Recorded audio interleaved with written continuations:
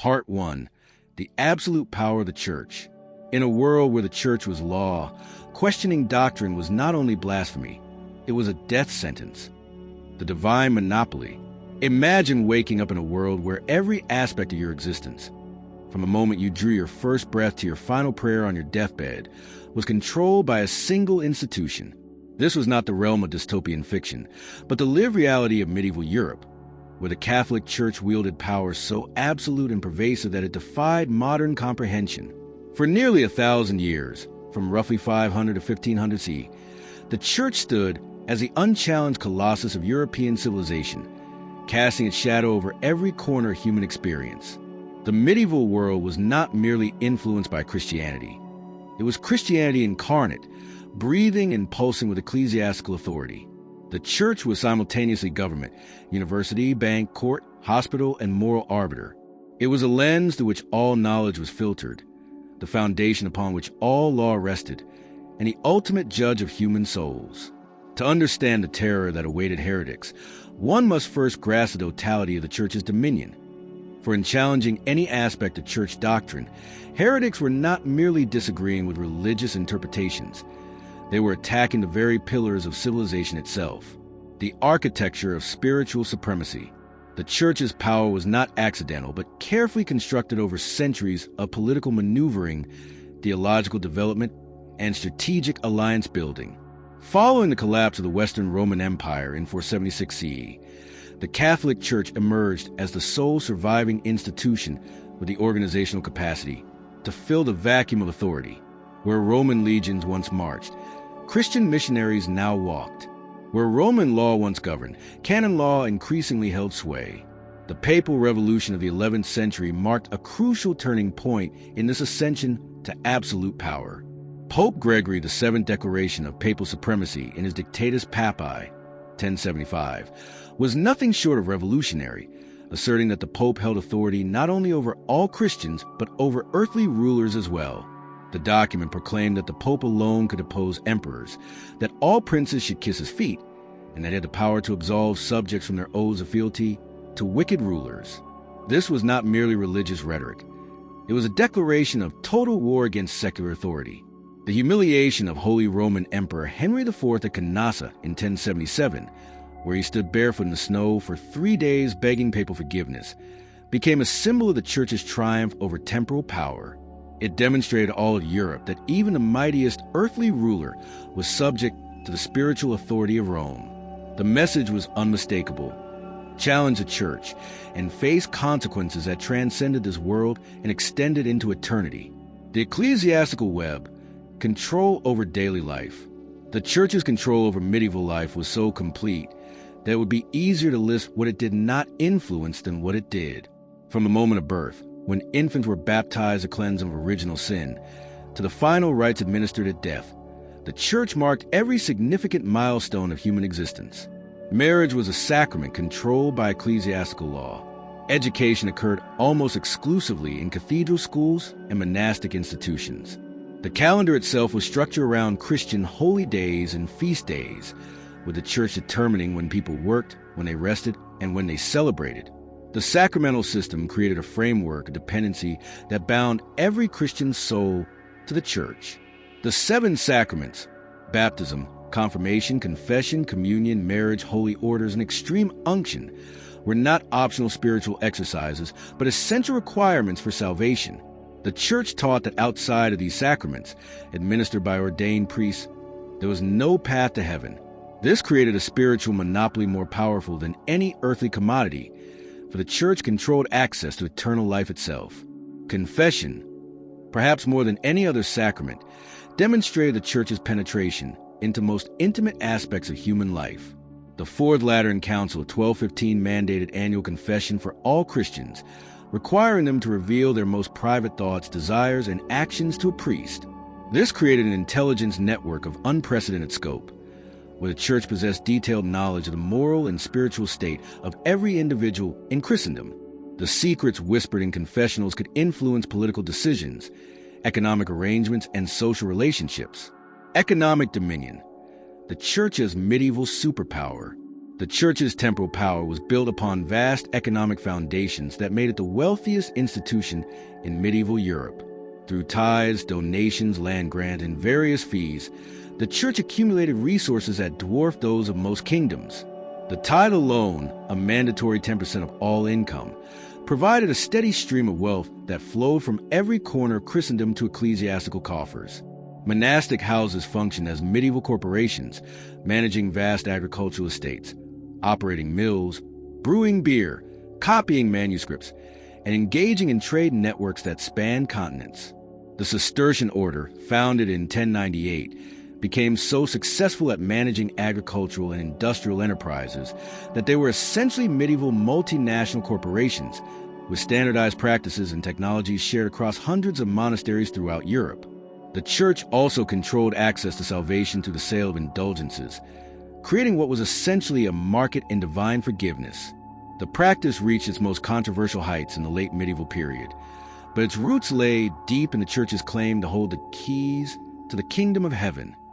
This spiritual currency allowed the church to finance massive construction projects, fund military campaigns, and maintain its elaborate hierarchy of bishops, abbots, and papal legates. Perhaps most importantly, the church served as medieval Europe's primary banking institution. Monasteries provided secure storage for valuables, facilitated long-distance trade through letters of credit, and even engaged in money-lending despite official prohibitions on usury. The Knights Templar, a military religious order, developed one of the most sophisticated financial networks of the medieval world, allowing pilgrims and merchants to deposit money in one location and withdraw in another, an early form of international banking. Educational monopoly, controlling the mind.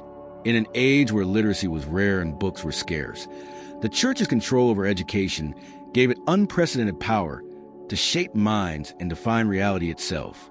Cathedral schools and monastic scriptoriums were not merely centers of learning. They were the exclusive gatekeepers of knowledge in medieval Europe.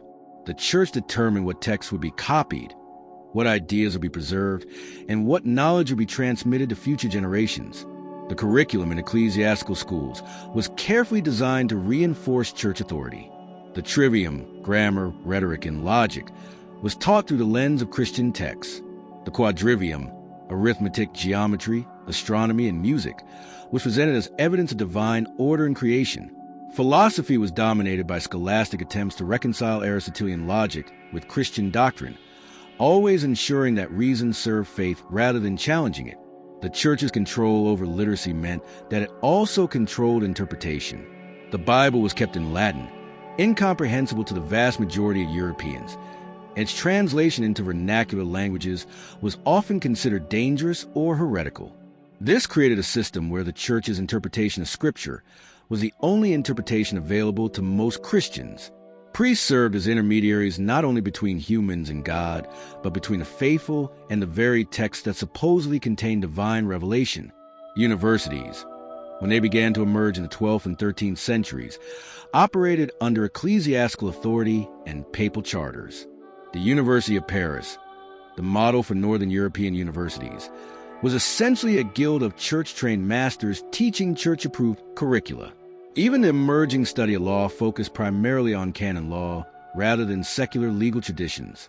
The church had created an educational system that produced graduates who were, by definition, supporters of ecclesiastical authority.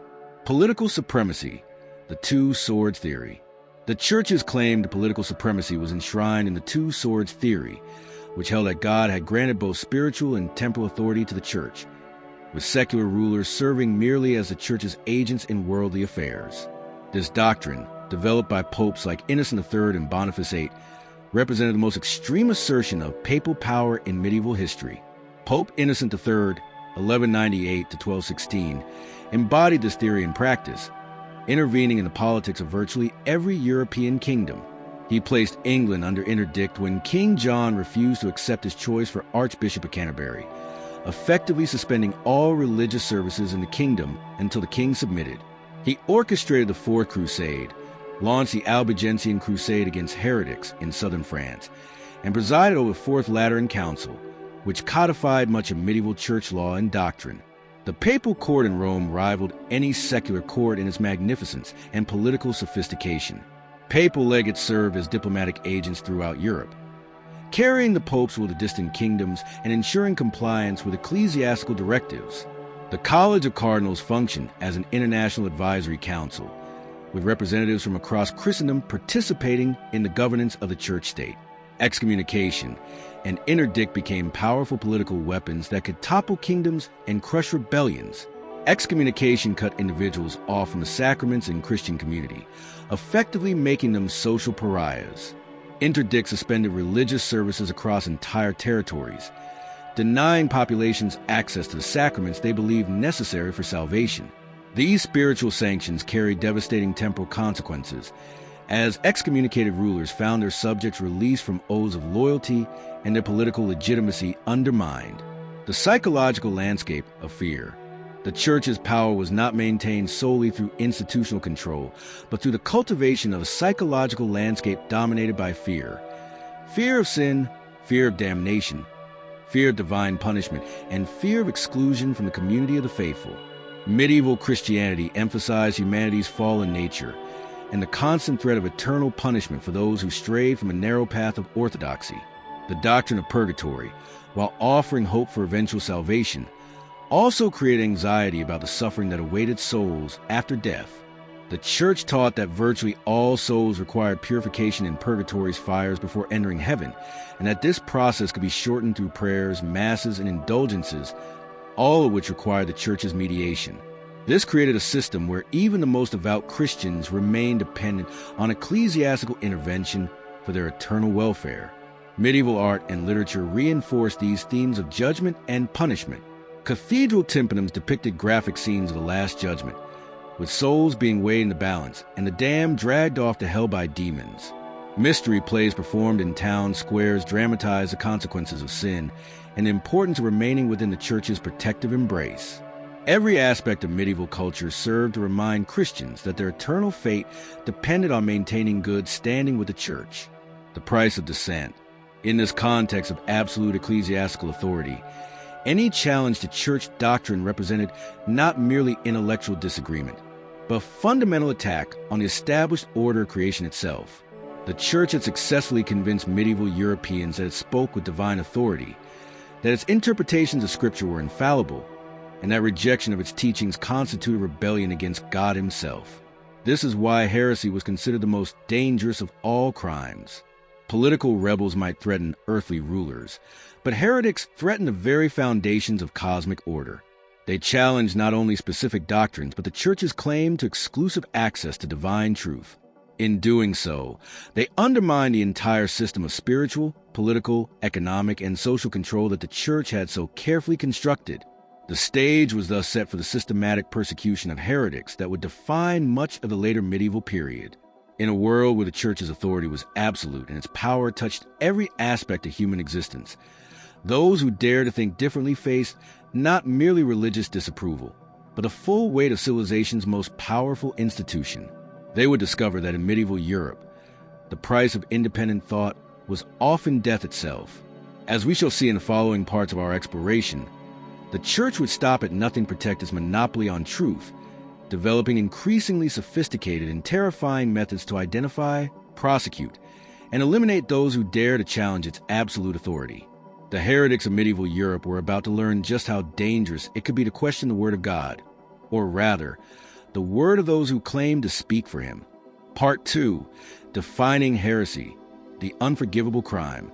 The difference between a theologian and a heretic was often nothing more than the Pope's approval, and that approval could be withdrawn with a single word.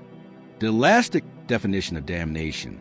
In the suffocating atmosphere of medieval Christendom, where the Church's authority permeated every aspect of existence, one word carried more terror than plague, famine, or war combined: heresy. Derived from a Greek heresis, meaning choice, the term had evolved by the medieval period into something far more sinister: the ultimate crime against God, nature, and society itself. But what exactly constituted heresy in the century spanning from 1000 to 1500 CE was a moving target, defined not by consistent theological principles, but by the shifting political winds of ecclesiastical power. The genius and terror of medieval heresy laws lay in their deliberate ambiguity. The church crafted definitions so broad and flexible that virtually any dissenting thought could be twisted into grounds for persecution. This was not accidental but strategic, creating a legal framework that could be deployed against any individual or group that threatened ecclesiastical interests. The result was a system where the line between orthodox faith and heretical rebellion was as thin as parchment and twice as fragile. Canon lawyers and papal theorists spent centuries refining the definition of heresy, but their efforts only made matters worse for potential victims. By the 13th century, heresy was defined as the obstinate denial or doubt of any truth that must be believed with divine and Catholic faith. This seemingly straightforward definition concealed a labyrinth of theological landmines, for what constituted divine and Catholic faith was determined exclusively by the church hierarchy, and that determination could change with papal whim or political necessity. The mechanics of theological terror. The process by which theological disagreements became capital crimes reveals the sophisticated machinery of medieval ecclesiastical control. The church developed a hierarchy of religious error that began with simple ignorance and escalated through various stages to the ultimate crime of formal heresy. Understanding this progression is crucial to grasping how ordinary Christians could find themselves facing the stake for thoughts they barely understood to be dangerous. At the lowest level was ignorantia, simple ignorance of church teaching. This was considered forgivable, provided the ignorant person accepted correction and instruction. Next came dubitatio, doubt about specific doctrines, which was more serious but still potentially correctable through proper theological education. More dangerous was opinio, holding personal opinions that contradicted church teaching, but without full awareness of the contradiction. The truly perilous territory began with error, consciously holding beliefs contrary to established doctrine.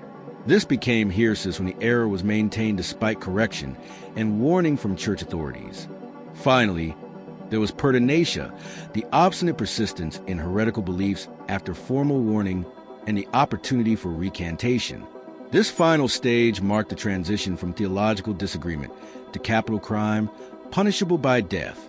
The diabolical cleverness of this system lay in how it criminalized not just the holding of incorrect beliefs, but the refusal to abandon them when ordered to do so by church authorities. This meant that even individuals who arrived at their conclusions through sincere religious conviction and careful study could be executed simply for maintaining their position after being told they were wrong. The system made intellectual integrity itself a potentially fatal character flaw. The Catalog of Forbidden Thoughts. The medieval church's list of heretical beliefs reads like a compendium of human intellectual curiosity. What began as disputes over obscure theological points gradually expanded to encompass virtually any independent thought about religious matters.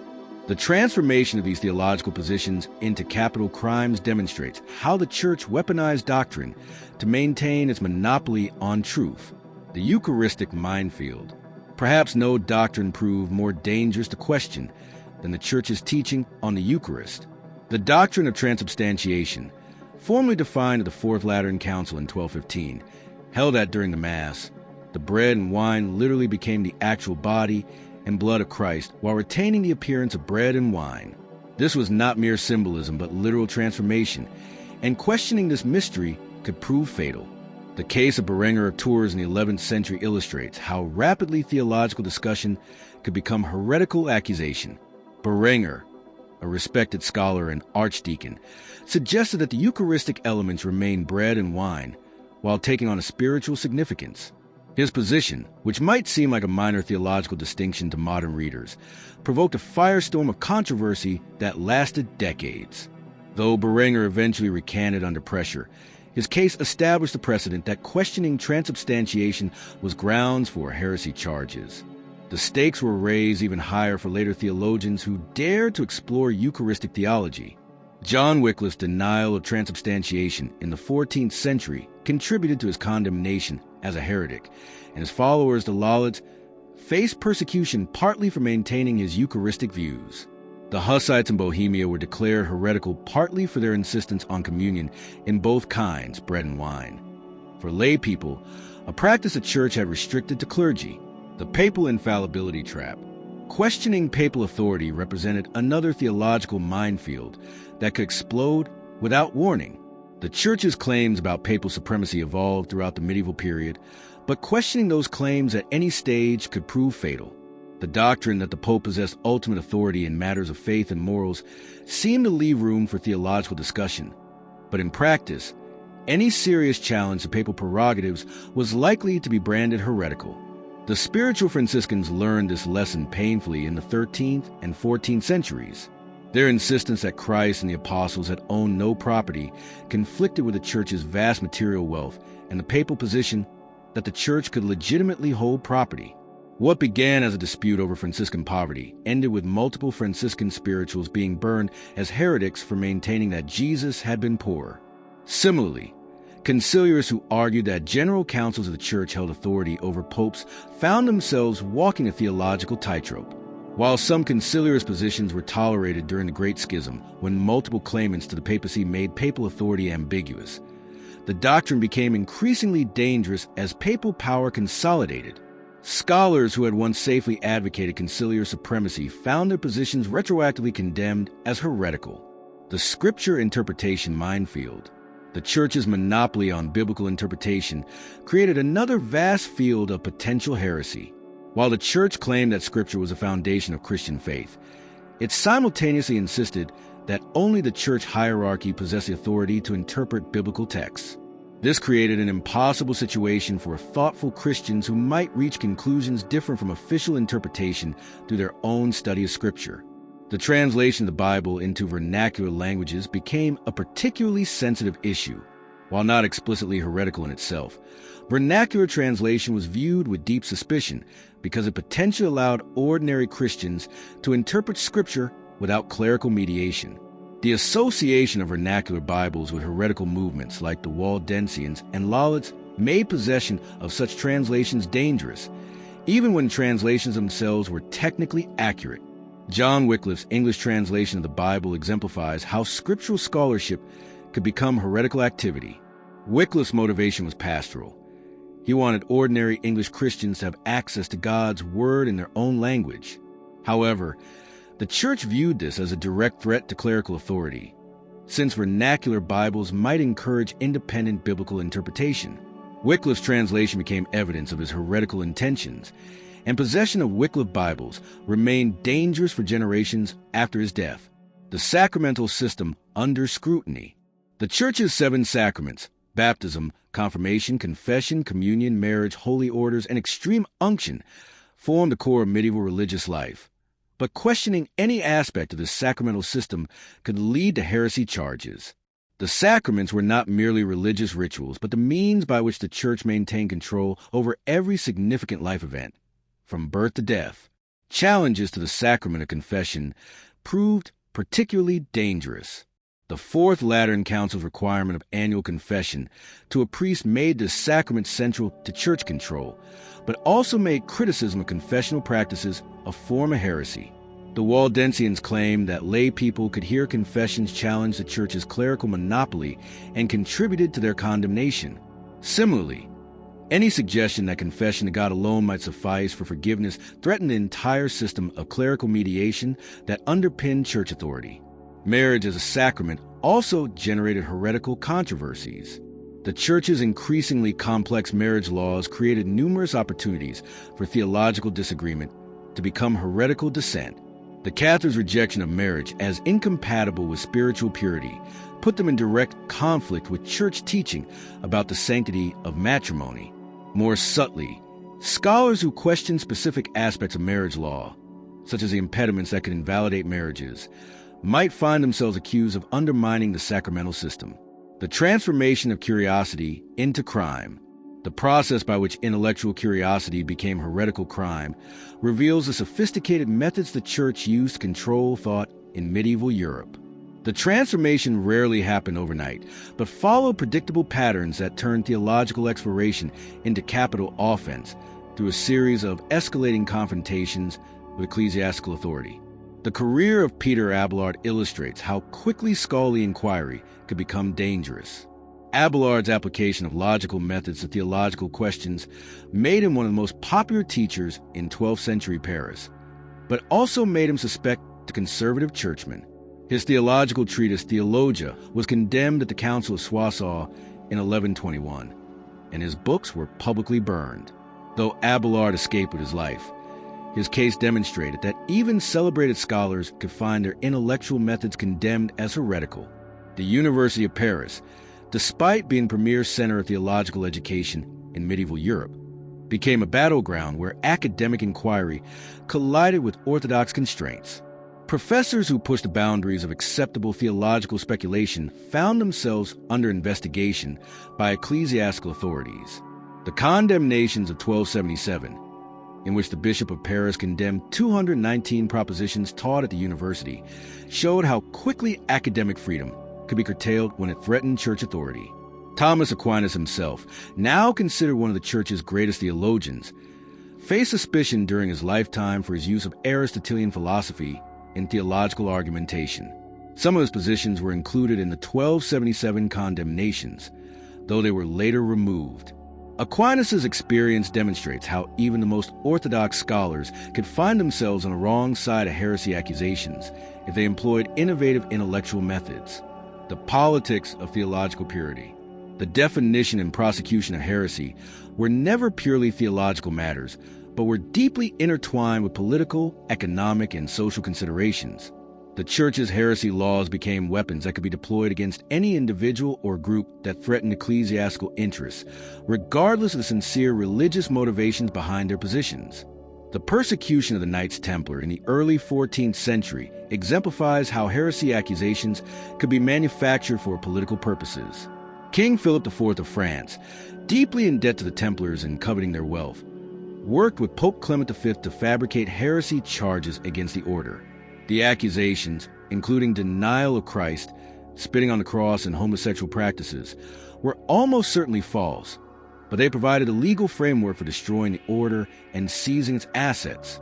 Similarly, the condemnation of Joan of Arc demonstrates how heresy accusations could be used to eliminate political threats. Joan's military successes against the English made her a valuable political target, but she could only be legally eliminated through ecclesiastical trial. The charges against her, including wearing men's clothing, claiming direct revelation from God, and refusing to submit to church authority, were crafted to ensure her condemnation while maintaining the appearance of theological justice. The selective enforcement of heresy laws reveals their political nature.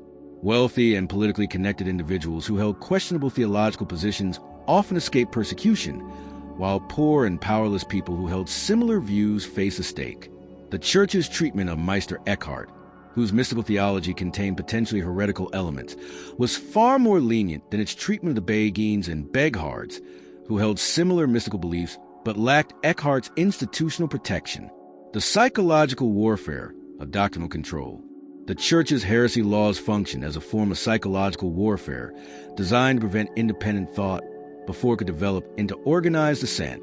The threat of heresy accusations created a climate of intellectual fear that stifled theological creativity and encouraged self-censorship among scholars and ordinary believers alike. The requirement that suspected heretics be given an opportunity to recant before execution created a particularly cruel psychological dynamic. This provision, which appeared merciful on the surface, actually served to maximize the terror associated with heresy accusations. Individuals faced with heresy charges confronted an agonizing choice: maintain their convictions and face death, or abandon their sincere beliefs to save their lives. Either choice involved a form of spiritual death, either literal death of their convictions or the death of intellectual integrity through forced recantation. The public nature of recantation served to reinforce the Church's authority while humiliating those who had dared to challenge it. Former heretics who recanted were often required to wear distinctive clothing, perform public penances, and submit to ongoing supervision by church authorities. These public displays of submission served as warnings to others who might be tempted to develop independent theological positions. The Church also employed more subtle forms of psychological pressure to prevent heretical thinking. The doctrine of scandal held that even private theological opinions could become sinful if they might influence others to adopt heretical positions. This created a climate where individuals were encouraged to police their own thoughts and avoid any theological speculation that might be construed as dangerous. The legacy of intellectual terror. The medieval church's approach to defining and prosecuting heresy created a legacy of intellectual terror that extended far beyond the specific individuals who faced heresy trials. The knowledge that any theological position could potentially be deemed heretical created a culture of intellectual conformity that stifled religious creativity for centuries. The arbitrary nature of heresy definitions meant that scholars and believers could never be certain which positions were safe to hold or express. Today's orthodox position might become tomorrow's heretical error if political circumstances changed or if new papal pronouncements redefined acceptable belief. This uncertainty created a powerful incentive for intellectual conformity and discouraged the kind of creative theological speculation that had characterized earlier periods of Christian history. The system of heresy prosecution also created a climate of mutual suspicion within Christian communities. The Church's reliance on denunciations to identify heretics encouraged Christians to monitor each other's beliefs and report suspicious theological positions to ecclesiastical authorities. This system of mutual surveillance poisoned relationships within Christian communities and made genuine theological discussion dangerous. As we shall see in subsequent sections, the Church's broad and flexible definition of heresy would provide the legal foundation for centuries of persecution. The theological positions that the Church deemed worthy of death penalty were often indistinguishable from the kinds of religious questions that had once been matters of legitimate scholarly debate. In transforming theological curiosity into capital crime, the medieval Church created a system of intellectual control that would terrorize Europe for centuries and leave scars on Western civilization that remain visible today. The stage was now set for practical implementation of these heresy laws. And as we shall discover, the Church would prove remarkably creative in developing methods to identify, prosecute, and eliminate those who dare to think differently about matters of faith. Part 3. The First Signs of Persecution. The knock on the door came at dawn. By sunset, 13 souls had been reduced to ash, and medieval Europe had crossed a threshold for which there would be no return. The dawn of systematic terror. The year 1022 marks a watershed moment in European history, not for any great battle won or lost, not for the rise or fall of kingdoms, but for something far more sinister: the first recorded mass execution of heretics in medieval Europe. In the cathedral city of Orleans, 13 individuals were burned alive on the orders of King Robert II of France, setting a precedent that would unleash centuries of religious persecution. This was not merely the punishment of isolated dissidents, but the beginning of a systematic campaign of terror that would transform Christian Europe into a continent where neighbors feared neighbors, and expression of independent thought became a death sentence. The significance of the Orleans executions extends far beyond the tragic fate of 13 individuals. These deaths marked a moment when the theoretical framework of heresy prosecution became brutal reality, when the Church's abstract theological categories were transformed into smoke and flame. More importantly, they demonstrated how quickly suspicion could spread through a community like wildfire, consuming not just those who held heterodox beliefs, but anyone unfortunate enough to be associated with them. The 11th century had begun with relative theological tranquility, but would witness the emergence of persecution mechanisms that would define medieval Christianity for the next 4 centuries. The transformation was neither accidental nor inevitable.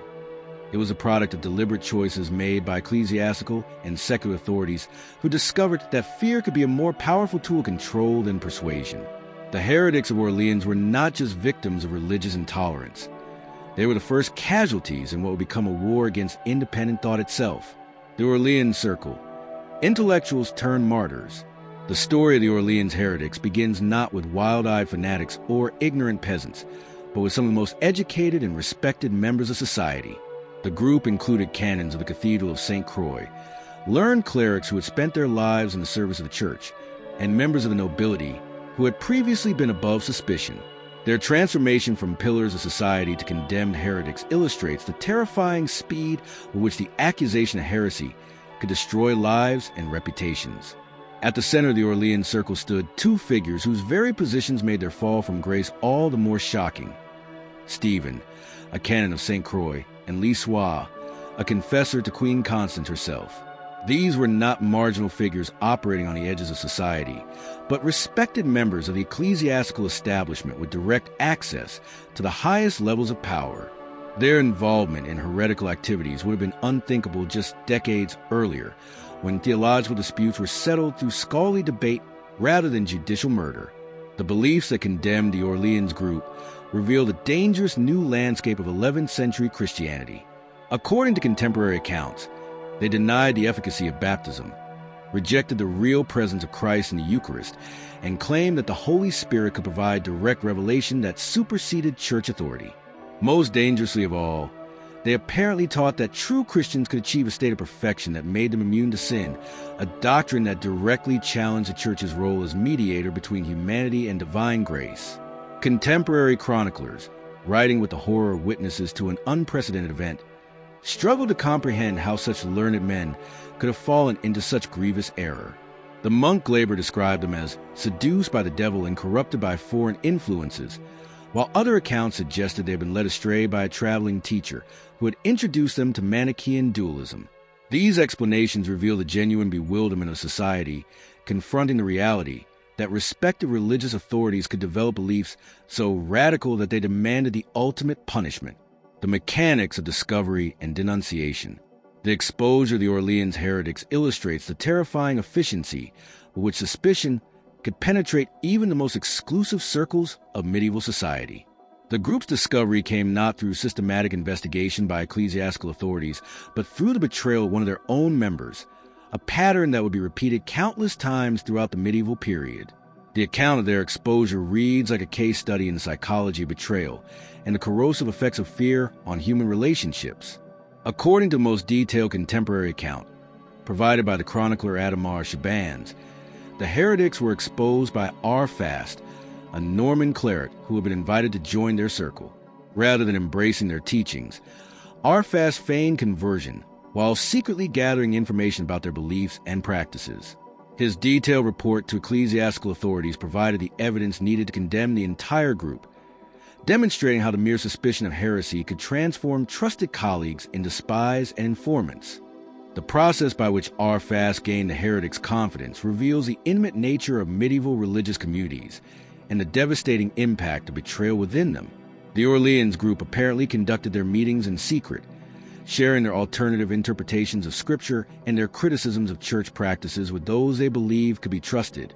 Their discussions took place in private homes, away from the prying eyes of ecclesiastical authority, creating a false sense of security that made their eventual exposure all the more shocking.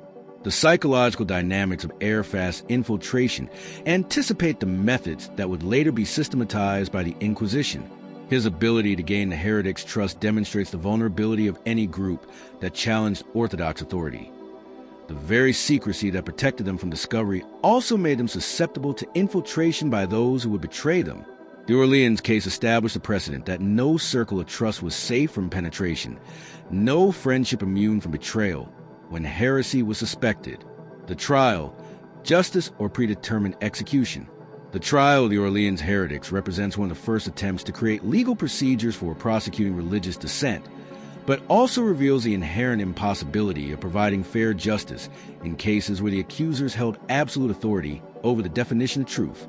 The proceedings, conducted before King Robert II and an assembly of bishops, followed forms that appear to offer the accused an opportunity for defense while ensuring their condemnation from the outset. The accused were given the opportunity to explain their beliefs and defend their positions, but this apparent fairness was illusory. In a system where church doctrine defined truth and heresy was defined as obstinate disagreement with that doctrine, any attempt to justify alternative beliefs only provided further evidence of heretical obstinacy. The heretics found themselves in an impossible position. They could not defend their beliefs without confirming their heresy, yet failure to defend themselves would be taken as admission of guilt. Contemporary accounts suggest that some of the accused attempted to recant their beliefs when faced with the reality of execution, but their recantations were rejected as insincere.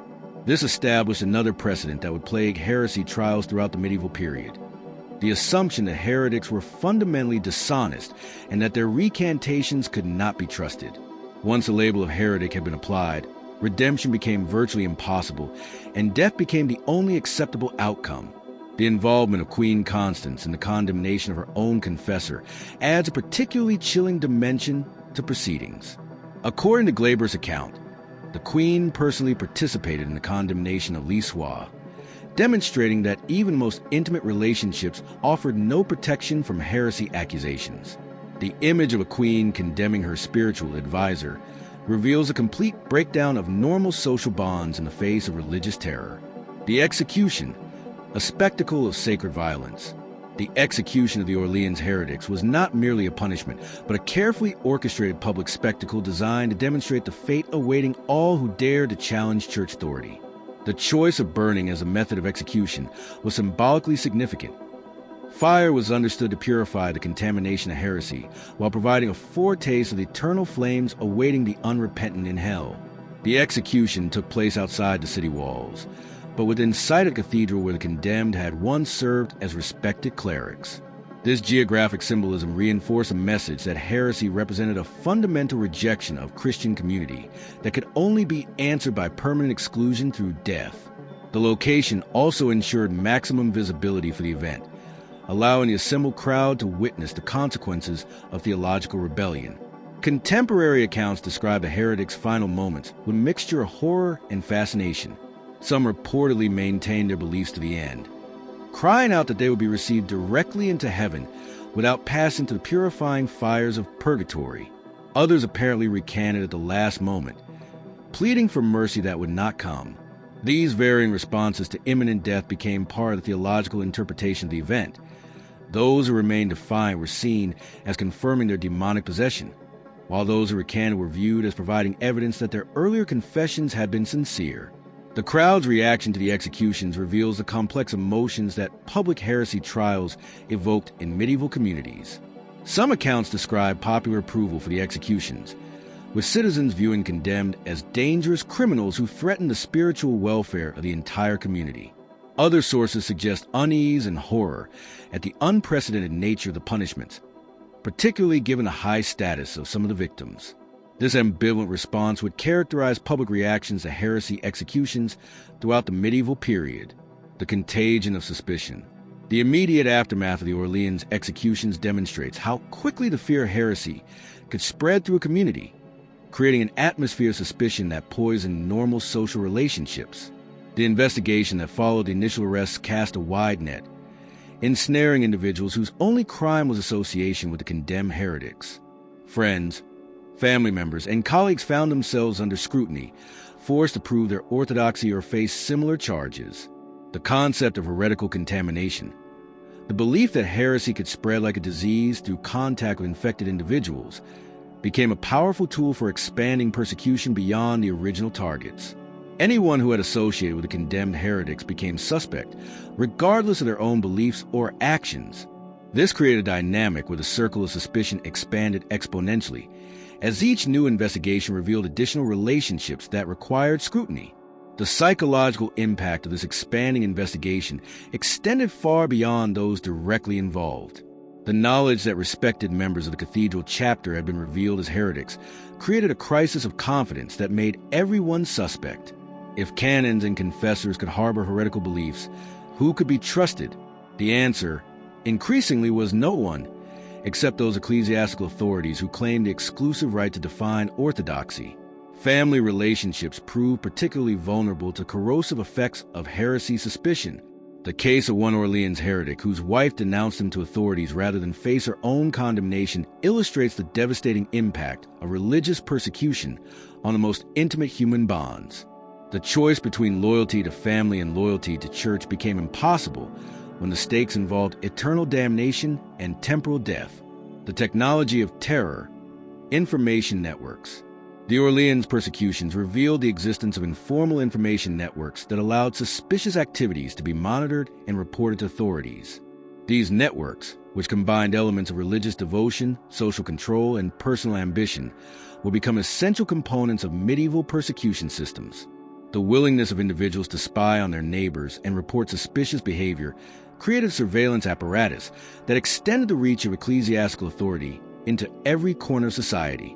The effectiveness of these information networks depended on the active participation of ordinary citizens who saw themselves as defending their communities against spiritual contamination. The belief that heretics pose a threat not just to their own souls, but to the spiritual welfare of entire communities created powerful incentives for vigilance and denunciation. Neighbors who failed to report suspicious behavior might themselves become suspect, creating a climate where denunciation became a form of self-protection. The social dynamics that enabled these information networks revealed a sophisticated understanding of human psychology that medieval authorities developed in their campaigns against heresy. The combination of religious fear, social pressure, and personal benefit created powerful motivations for cooperation with persecution efforts. Those who provided information about heretical activities could demonstrate their own orthodoxy while potentially advancing their social position through service to ecclesiastical authority. The Orleans case also demonstrates how quickly formal and informal authority structures could be mobilized against suspected heretics.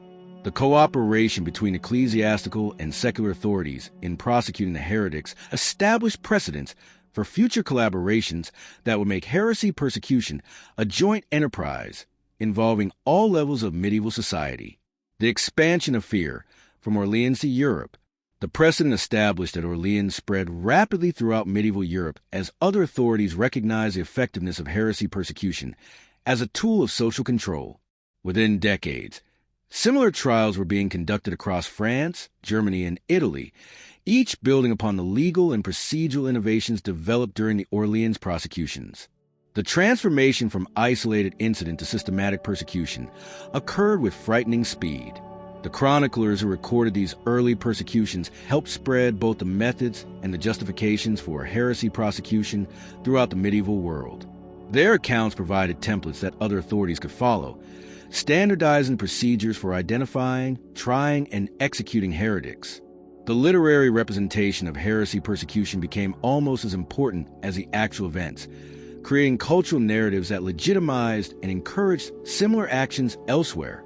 The success of the Orleans prosecutions, measured by the complete elimination of the heretical group and the apparent restoration of Orthodox authority, encouraged other rulers and ecclesiastics to employ similar methods against their own troublesome subjects. The discovery that heresy charges could be used to eliminate political enemies, silence critics, and confiscate property made persecution an attractive option for authorities facing various challenges to their power. The personal dimension, living in fear.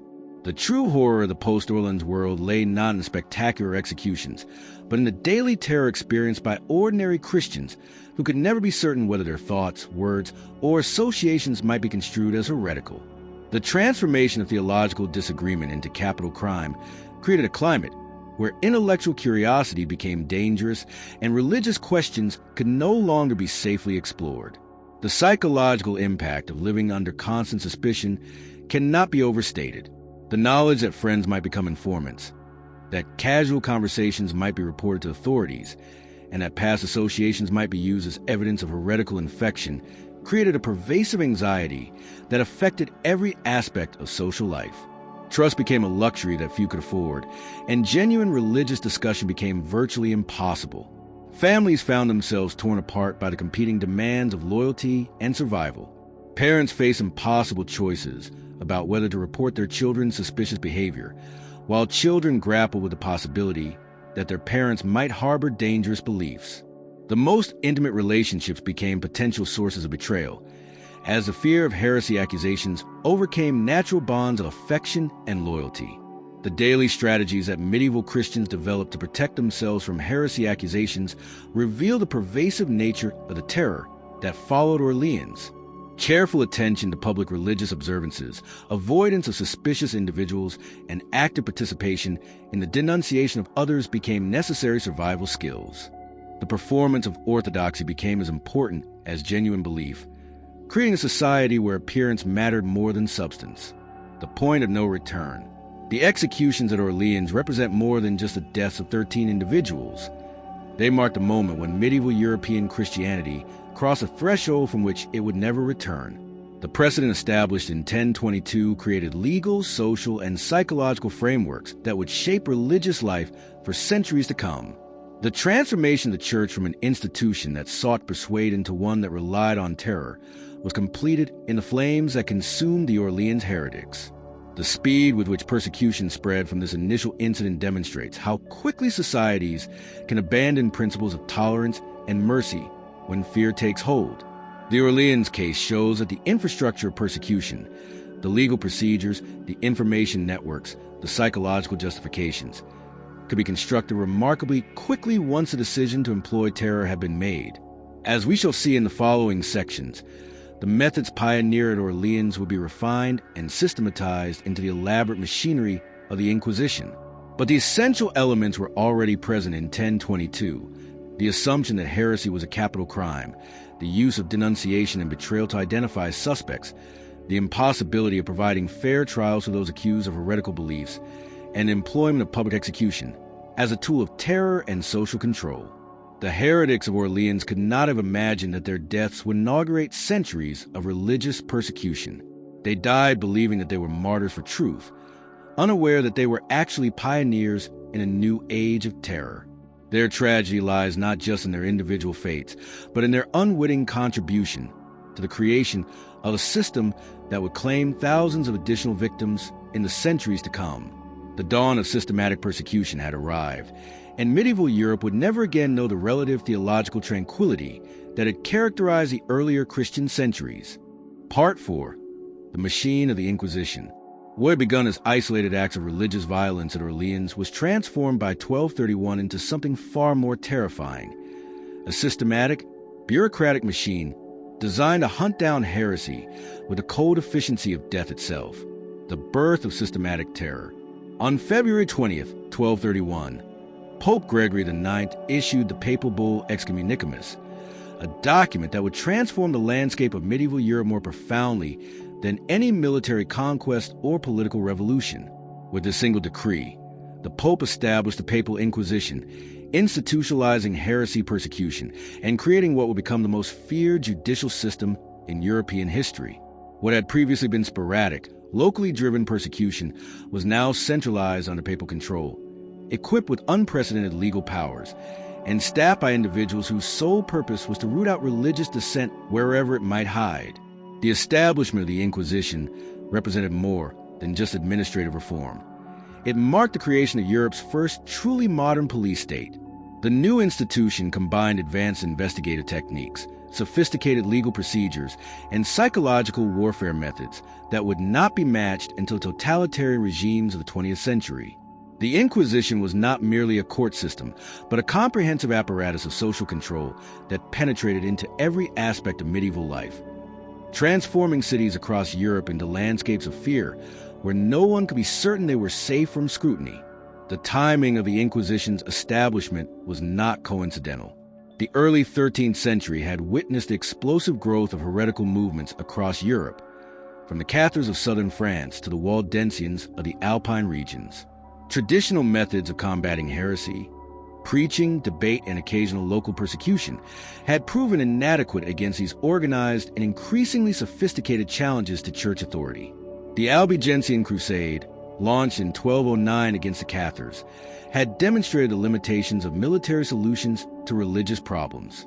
Mass slaughter might eliminate heretics, but it could not eliminate heresy itself, which seemed to regenerate like a hydra wherever it was attacked.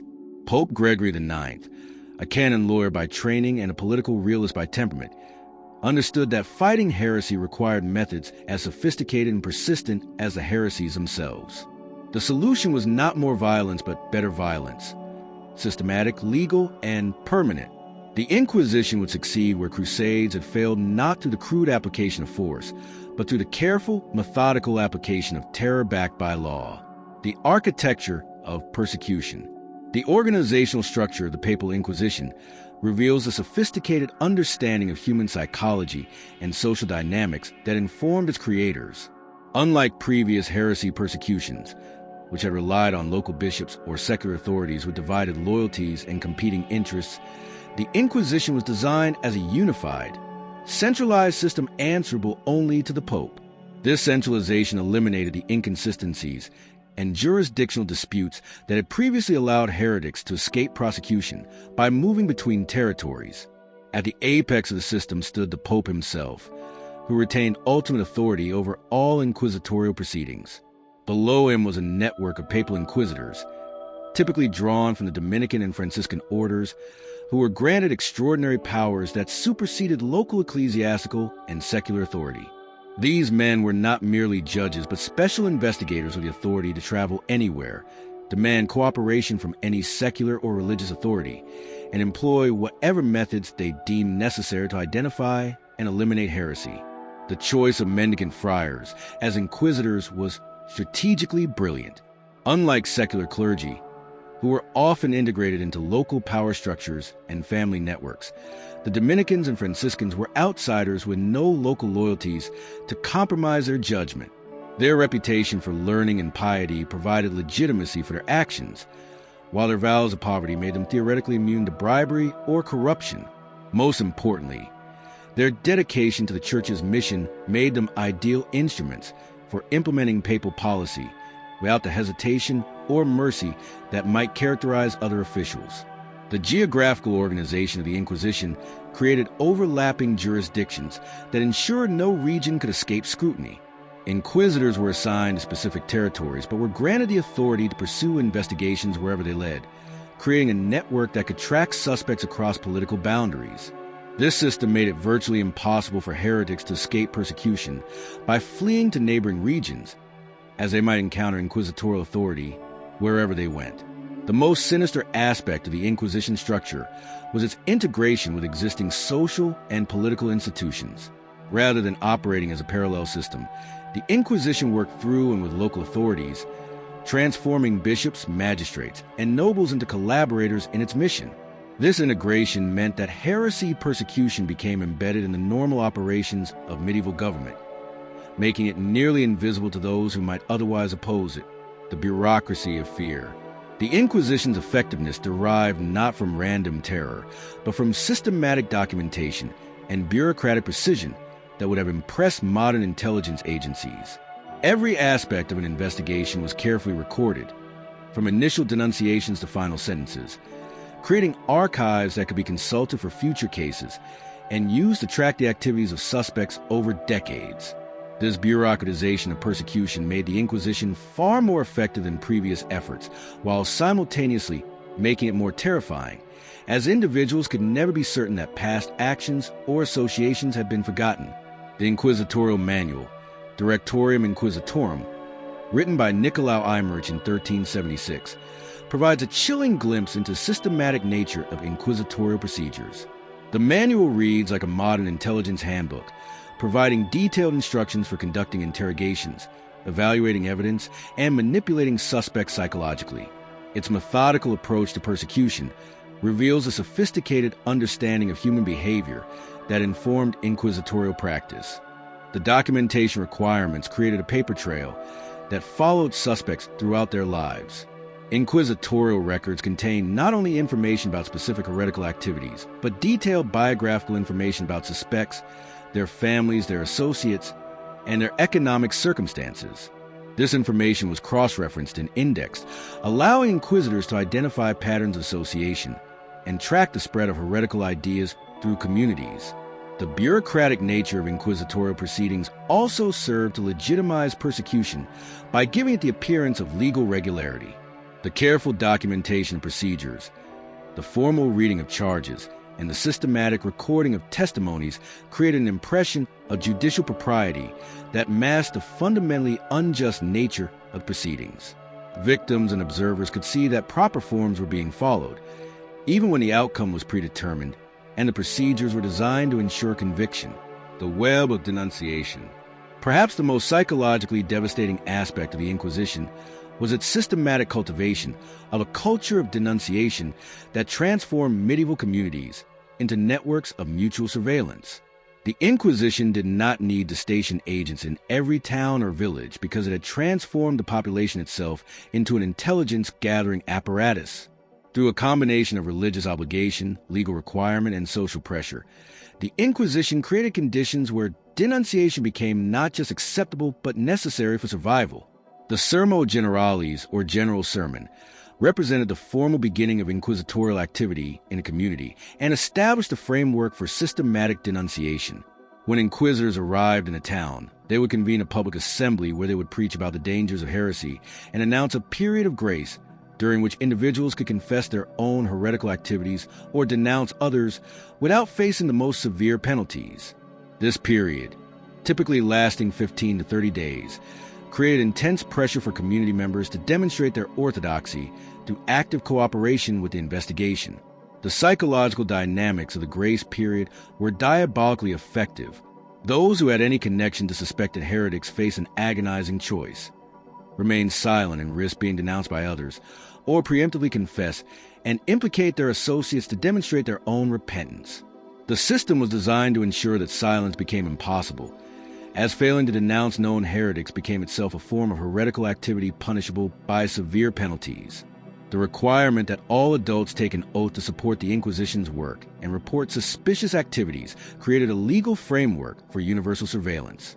This oath, administered publicly and renewed periodically, made every member of the community a potential informant with legal obligation to spy on their neighbors. The oath created what modern intelligence agencies would recognize as a total information awareness system, where no activity could be kept completely private. The effectiveness of this denunciation network was enhanced by the Inquisition's policy of protecting the identity of accusers, while denying accused heretics the right to know who had denounced them. This anonymity encouraged denunciation by removing the social costs that might otherwise deter potential informants, while simultaneously making it impossible for the accused to mount effective defenses. The result was a system where anyone could be denounced at any time by anyone, with no possibility of confronting their accusers or understanding the specific evidence against them. The theater of judicial terror. Inquisitorial trials represented a masterpiece of psychological manipulation disguised as legal procedure. Unlike modern judicial systems, which are designed to determine guilt or innocence through adversarial proceedings, inquisitorial trials were designed to extract confessions and identify additional suspects through a combination of legal pressure, psychological manipulation, and physical coercion. The outcome was rarely in doubt from the moment formal proceedings began, but the process itself served multiple purposes beyond simple punishment. The preliminary investigation phase could extend for months or even years, during which suspects lived in a state of escalating anxiety as evidence was slowly accumulated against them. Inquisitors would interview dozens of witnesses, examine documents, and cross-reference testimonies before formally charging suspects with heresy. This extended investigation served both practical and psychological purposes. It allowed inquisitors to build comprehensive cases while subjecting suspects to prolonged mental torture as they waited to learn their fate. The formal charges, when they were finally presented, were often so broadly worded and comprehensively detailed that effective defense became virtually impossible. Suspects were accused not just of specific heretical acts, but of entire patterns of suspicious behavior that might span decades. The charges typically included not only the primary accusations, but additional counts related to failure to denounce other heretics, providing aid to suspected heretics, or showing insufficient zeal in supporting Orthodox Christianity. The interrogation procedures represented the most sophisticated psychological warfare techniques of the medieval period. Inquisitors were trained to identify psychological weaknesses and exploit them systematically. They would alternate between expressions of paternal concern for the suspect's spiritual welfare and threats of terrible punishment for continued obstinacy. The interrogations could continue for days or weeks, with suspects being brought back repeatedly until they provided the confessions that inquisitors demanded. The use of torture, while not employed in every case, created an atmosphere of terror that affected all proceedings. Even when torture was not actually applied, its availability influenced every aspect of the trial process. Suspects knew that continued resistance might result in physical agony, while witnesses understood that their testimonies would be evaluated in light of their willingness to endure pain for their statements. The mere existence of torture chambers in inquisitorial facilities served to concentrate minds wonderfully on the virtues of cooperation, the science of interrogation. The Inquisition developed interrogation techniques that would not be out of place in a modern intelligence agency's manual. Inquisitors were trained to read body language, identify inconsistencies in testimony, and exploit psychological vulnerabilities with scientific precision. The Directorium Inquisitorum contains detailed instructions for conducting interrogations that reveal a sophisticated understanding of human psychology centuries before the development of formal psychological science. The preliminary examination served to establish the suspect's psychological profile and identify potential pressure points that could be exploited during formal interrogation. Inquisitors would ask seemingly innocent questions about the suspect's family, education, travel history, and religious practices, gradually building a comprehensive picture of their personality and circumstances. This information would then be used to craft interrogation strategies tailored to each individual's specific vulnerabilities. The technique of confrontation with witnesses represented one of the most psychologically devastating aspects of inquisitorial procedure. Suspects would be brought face-to-face with individuals who had testified against them, creating dramatic scenes where friends, family members, or neighbors would repeat their accusations in person. The emotional impact of these confrontations often succeeded in breaking down resistance where other methods had failed, as suspects realized the extent to which their most trusted relationships had been compromised. The systematic use of false promises and deliberate deception reveals the moral flexibility that inquisitors brought to their work. Suspects might be promised leniency in exchange for confessions, only to discover that the promised mercy consisted of strangulation before burning rather than being burned alive.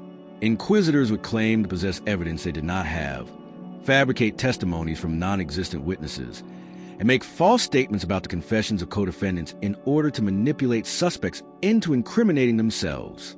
The urban landscape of surveillance. The Inquisition's impact on medieval urban life was profound and lasting, transforming cities from centers of commercial and intellectual exchange into landscapes of suspicion, where every conversation might be monitored and every relationship evaluated for its orthodoxy. The systematic cultivation of informants created a social atmosphere that modern residents of totalitarian states would recognize immediately, a world where trust became dangerous and privacy ceased to exist. The integration of inquisitorial surveillance with existing urban institutions meant that heresy persecution became embedded in the normal functioning of medieval city life. Guild masters were required to monitor their members for signs of heretical activity. University professors faced scrutiny of their teaching, and merchants found their business relationships evaluated for evidence of heretical associations. The result was a comprehensive surveillance network that reached into every aspect of urban society. The physical presence of inquisitorial institutions in medieval cities served as a constant reminder of the price of religious dissent. Inquisitorial palaces, with their distinctive architecture of fortress-like walls and prominent crosses, dominated urban skylines and announced the power of ecclesiastical authority to all who saw them. The prisons attached to these facilities, with their reputation for harshness and their frequent sound of interrogation, created an atmosphere of perpetual anxiety that affected entire neighborhoods. The economic impact of inquisitorial activity created additional incentives for denunciation, while simultaneously destabilizing urban communities. The confiscation of property from condemned heretics created opportunities for economic advancement that some individuals were willing to pursue through false accusations. Simultaneously, the fear of economic ruin that accompanied heresy accusations made wealthy merchants and artisans particularly vulnerable to extortion and manipulation by those who threatened to denounce them. The psychology of collaboration. The Inquisition's success depended on the active collaboration of thousands of individuals who were not themselves inquisitors, but who participated in the persecution of their neighbors, friends, and family members. Understanding the psychology of this collaboration reveals a sophisticated manipulation of human nature that made systematic persecution possible in medieval Europe. The religious justification for denunciation provided a powerful rationalization for what might otherwise have been recognized as betrayal. The Church taught that heretics posed a spiritual danger not only to themselves but to entire communities, making their identification and elimination a religious duty rather than a personal choice. This transformation of betrayal into virtue allowed individuals to participate in persecution while maintaining their self-image as moral actors. The social pressure to demonstrate orthodoxy through active participation in persecution created powerful incentives for collaboration that extended beyond religious conviction. In communities where heresy investigations were active, failure to participate in denunciation could itself become evidence of heretical sympathies. This created a dynamic where individuals were forced to choose between participating in persecution or risking persecution themselves. The economic and social benefits that could accrue to successful informants provided additional motivation for collaboration. Those who provided useful information to inquisitors might receive portions of confiscated property, advancement in ecclesiastical hierarchies, or protection from their own past indiscretions. The Inquisition created a system where betrayal could be personally profitable, while resistance was inevitably costly. The machinery of fear. By the middle of the 13th century, the Papal Inquisition had succeeded in creating something unprecedented in European history: a systematic, bureaucratic apparatus for the identification and elimination of religious dissent that operated with the efficiency of modern intelligence agencies while maintaining the legitimacy of divine authority. The transformation from the sporadic persecution of the early medieval period to the systematic terror of the High Middle Ages was complete. The success of the inquisitorial system lay not in its occasional spectacular executions, but in its ability to create a pervasive atmosphere of fear that made heretical activity virtually impossible. The knowledge that every conversation might be reported, every association scrutinized, and every past action potentially re-examined created a climate where independent religious thought became too dangerous to contemplate. The institutional permanence of the Inquisition meant that the terror it created was not temporary, but enduring. Unlike earlier persecution efforts, which had been limited in time and scope, the Inquisition created permanent institutions that could maintain surveillance and continue persecution indefinitely. The result was a fundamental transformation of European religious life that would endure for centuries. As we shall see in the following section, the sophisticated machinery of investigation and persecution that the Inquisition had created would soon be employed to implement methods of persuasion that would make the executions at Orleans seem almost merciful by comparison. The bureaucratic apparatus that had been constructed to identify heretics would now be turned to the systematic application of physical and psychological torture designed to extract confessions and eliminate resistance. The machine of the Inquisition was about to reveal its most terrifying capabilities. Part 5. Methods of Persuasion. Legalized torture. In the twisted theology of the Inquisition, the screams of the torture were transformed into hymns of salvation, and the instrument of agony became tools of divine mercy. The sanctification of suffering. In 1252, Pope Innocent IV issued the papal bull ad extirpanda, a document that would legalize and systematize the use of torture in ecclesiastical courts throughout Europe. With this single decree, the Catholic Church officially sanctioned the deliberate infliction of physical agony as a legitimate method of obtaining confessions and saving souls. What had previously been condemned as barbaric cruelty was now transformed into a sacred duty, blessed by papal authority and justified by the highest theological reasoning that medieval minds could devise. The authorization of torture represented more than just a change in judicial procedure. It marked a fundamental transformation in the Church's understanding of its mission and methods. The institution that had once proclaimed the gospel of love and forgiveness now embraced systematic brutality as a means of spiritual salvation. The contradiction was resolved through theological sophistries that would have impressed the most cynical political propagandists, but which satisfied the medieval mind's capacity for reconciling divine mercy with human cruelty. The papal authorization came with carefully crafted limitations designed to preserve the appearance of Christian mercy while permitting unlimited brutality in practice.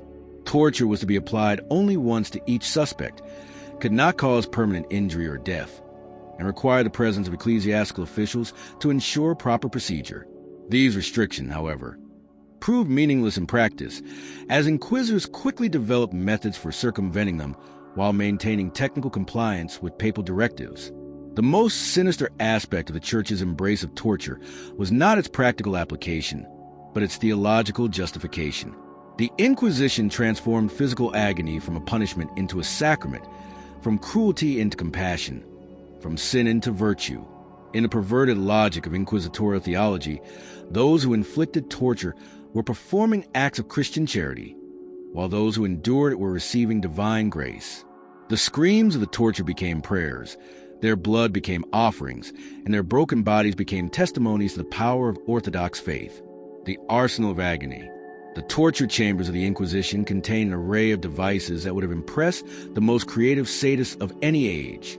These instruments were not crude tools of random violence, but sophisticated mechanisms designed to inflict maximum psychological and physical trauma while maintaining the technical restrictions imposed by papal authority. The ingenuity displayed in their design reveals a level of systematic cruelty that speaks to the darkest aspect of human nature when unleashed in service of absolute conviction. The strappato, known in Latin as corda, represented the most commonly employed torture device in inquisitorial proceedings. The victim's hands were bound behind their back with rope, which was then passed over a pulley attached to the ceiling. The victim would be hoisted into the air by their bound arms, with weights often attached to their feet to increase the strain on their shoulder joints. The agony was immediate and excruciating, as the victim's shoulders were slowly dislocated while their entire body weight was supported by their twisted arms. The psychological terror of the strappato was enhanced by its apparent simplicity. Victims could see exactly what was about to happen to them, could anticipate the precise nature of their suffering, and could understand that their tormentors possessed complete control over the duration and intensity of their agony. The device could be operated with surgical precision, allowing torturers to increase or decrease pressure gradually, to lower victims temporarily for questioning, and to repeat the process as many times as necessary to obtain the desired confessions. The aculeus, or rack, represented a more elaborate approach to systematic torture that allowed for greater variety in the application of pain. Victims were bound to a wooden frame with ropes attached to their wrists and ankles, which could then be tightened using windlasses to stretch the body beyond its natural limits. The gradual application of tension allowed torturers to control the pace of suffering while enabling them to stop just short of permanent injury or death, at least in theory. The rack's effectiveness derived not only from the physical pain it inflicted, but from the psychological terror of anticipation it created. Victims could hear the creaking of the ropes as tension was applied, could feel their joints beginning to separate, and could anticipate the moment when their bodies would reach the breaking point. The device allowed torturers to maintain victims in a state of excruciating suspense, applying just enough pressure to cause agony, while threatening to increase it at any moment. Water torture, known as taca in Spanish inquisitorial procedures, represented perhaps the most psychologically devastating form of ecclesiastical persuasion. Victims were bound to an inclined board with their head lower than their feet, and a cloth was placed over their face. Water was then poured slowly over the cloth, creating the sensation of drowning while preventing actual suffocation. The victim experienced all the terror and physical distress of drowning without the mercy of unconsciousness or death. The genius of water torture lay in its ability to create overwhelming panic without leaving visible marks on the victim's body. The sensation of drowning triggered primal survival instincts that could break even the strongest will, while the gradual application allowed torturers to maintain psychological pressure for extended periods. Victims could be brought to the edge of unconsciousness repeatedly, each time believing they were about to die, only to be revived for continued questioning. The theology of torment, the Church's justification for torture, reveals the extraordinary intellectual gymnastics that medieval theologians employed to reconcile Christian doctrine with systematic brutality. The theological framework that emerged from these efforts represents one of the most sophisticated attempts in human history to transform obvious evil into apparent good through the manipulation of religious language and concepts. The fundamental premise of inquisitorial torture theory held that physical suffering in this world was infinitely preferable to eternal damnation in the next, since heretics face the prospect of infinite punishment in hell. Any finite suffering that might lead to their repentance and salvation was not only justified but morally required. The torturer became a physician of souls, applying painful but necessary medicine to cure spiritual disease. The screams of victims became evidence of the medicine's effectiveness, proof that the devil was being driven from their possessed bodies. This medical metaphor pervaded inquisitorial literature and provided a powerful rhetorical framework for justifying unlimited cruelty. Just as a surgeon might cause temporary pain to prevent death, inquisitors caused temporary suffering to prevent damnation. The analogy was extended in elaborate detail. Heresy was diagnosed as a spiritual cancer that required radical treatment. Torture was a surgical procedure necessary to remove the diseased tissue, and confession was a sign that the operation had been successful. The concept of divine mercy was particularly distorted in inquisitorial theology to justify torture as an act of Christian charity. The Church taught that God, in His infinite mercy, had provided the opportunity for heretics to repent and be saved through the ministrations of the Inquisition. The physical suffering imposed by torture was presented as evidence of God's love, a final chance for salvation offered to those who rejected gentler forms of persuasion. Those who administered torture were portrayed not as tormentors, but as instruments of divine compassion, reluctantly applying painful medicine to save souls that would otherwise be lost forever. The theological sophistication of these justifications should not obscure their fundamental dishonesty. Medieval theologians were perfectly capable of recognizing torture for what it was: the deliberate infliction of suffering to obtain desired confessions. The elaborate theological frameworks they constructed served not to change the nature of torture, but to make it psychologically acceptable to those who administered it and politically acceptable to those who authorized it. Voices from the Chamber of Horrors. The surviving records of inquisitorial proceedings provide glimpses into the human reality behind the theological abstractions, revealing the actual experiences of individuals who endured ecclesiastical persuasion in service of their soul's salvation. These accounts, filtered through the bureaucratic language of inquisitorial scribes, nonetheless convey something of the terror and agony that characterized medieval torture chambers. The case of Domenico Scandella, known as Minocchio, a miller from Friuli who was investigated by the Roman Inquisition in the late 16th century, provides insight into how torture affected even those who were not subjected to it directly. Minocchio's interrogations, preserved in remarkable detail in the inquisitorial archives, show how the mere threat of torture influenced every aspect of his trial. The knowledge that torture was available to his interrogators colored every question they asked and every answer he gave, creating an atmosphere of psychological terror that was almost as effective as physical pain. The records of the Spanish Inquisition, which maintained more detailed documentation than its medieval predecessors, contain numerous accounts of torture sessions that reveal the systematic nature of inquisitorial brutality. The case of Elvira del Campo, a woman accused of Judaizing practices in Toledo in 1567, includes a detailed transcript of her torture session that reads like a medical report of systematic abuse. The clinical language used by the scribes to record her suffering. She was ordered to be placed on the poultry rack. The cords were tightened. She cried out that she was dying, cannot conceal the human agony behind the bureaucratic prose. Perhaps most revealing are the occasional glimpses of doubt and resistance recorded in inquisitorial proceedings. Some victims maintained their innocence even under extreme torture, providing evidence that the system was not universally effective in obtaining the confessions it sought. The case of Antonio de Medrano, tortured by the Spanish Inquisition in 1530, includes his defiant declaration that, "Even if you tear me apart, I cannot confess what I have not done." Such resistance, while rare in the records, demonstrates that human dignity could survive even the most systematic attempts to destroy it. The psychological aftermath of torture often proved as devastating as the physical experience itself.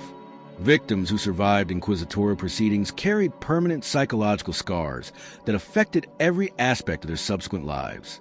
The knowledge that they had been broken under torture, that they had confessed to crimes they may not have committed, and that they had implicated friends and family members in their confessions created lasting trauma that modern psychology would recognize as severe post-traumatic stress disorder. The theater of terror. The torture chamber served functions beyond the mere extraction of confessions, operating as a sophisticated instrument of psychological warfare designed to terrorize entire communities into submission. The knowledge that such chambers existed in inquisitorial facilities created an atmosphere of fear that extended far beyond those who actually experienced torture, affecting anyone who might potentially face inquisitorial investigation. The architectural design of inquisitorial facilities enhanced their psychological impact through careful attention to the sensory experience of terror. Torture chambers were typically located in the basements of inquisitorial palaces, where the sound of suffering could penetrate throughout the building while remaining hidden from public view. The moans and screams of victims could be heard by other prisoners awaiting their own interrogations, by witnesses waiting to testify, and by officials conducting routine business, creating an atmosphere of perpetual anxiety that affected everyone who entered the building. The ritual aspects of torture sessions reveal the Inquisition's understanding of psychological manipulation and theater. Victims would be brought into torture chambers where they could see the instruments of their impending agony while listening to formal readings of their charges and opportunities for confession. This preliminary phase, which could last for hours, served to maximize psychological pressure while maintaining the appearance of legal propriety. The victim's imagination was allowed to dwell on their impending suffering while they listened to bureaucratic formalities that emphasized the systematic, legal nature of what was about to happen to them.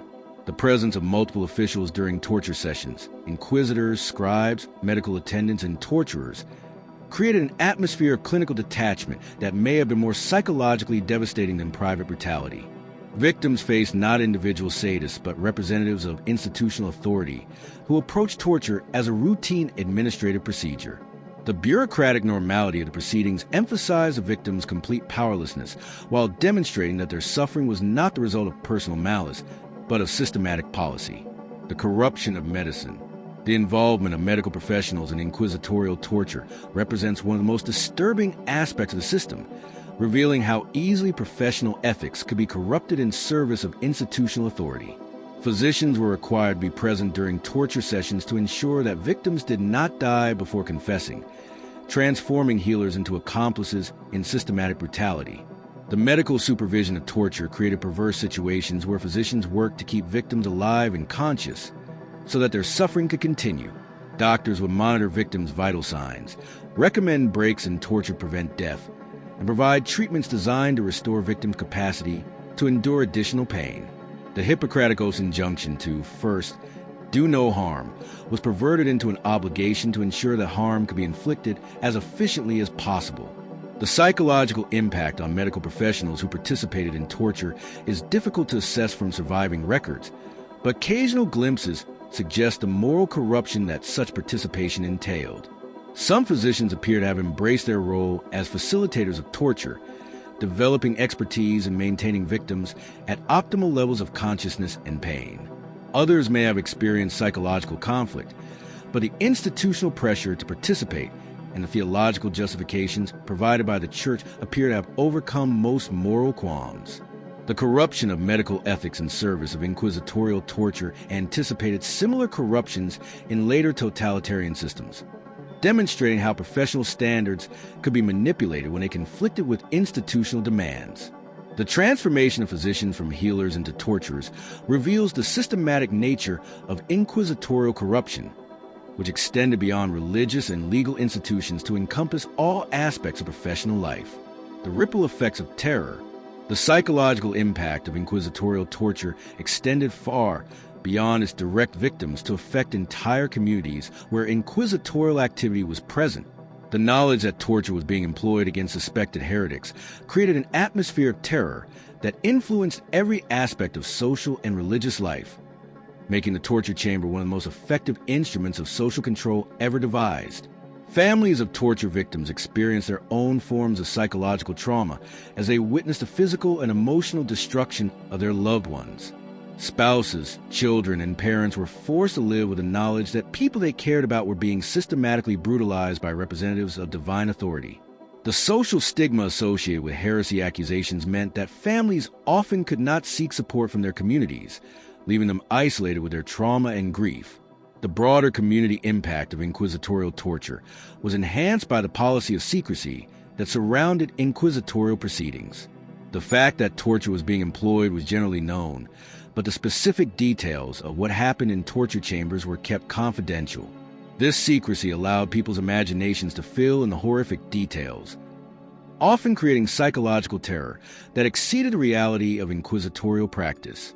The unknown became more frightening than the known, and the possibility of torture became more terrifying than its actuality. Religious life in communities where inquisitorial torture was employed was fundamentally altered by the knowledge that theological speculation could lead to physical agony. Priests became cautious in their sermons, avoiding topics that might be interpreted as heterodox. Lay people avoided religious discussions that might be misunderstood or misrepresented. The intellectual curiosity that had characterized earlier medieval Christianity was replaced by fearful conformity, as people learned that independent thought could have consequences far more severe than social disapproval. The legacy of sanctified brutality. The papal authorization of torture in 1252 marked a turning point not only in the history of the Inquisition, but in the relationship between Christianity and violence more generally. The careful theological justifications developed to rationalize torture created intellectual frameworks that would be employed to justify other forms of religious violence for centuries to come.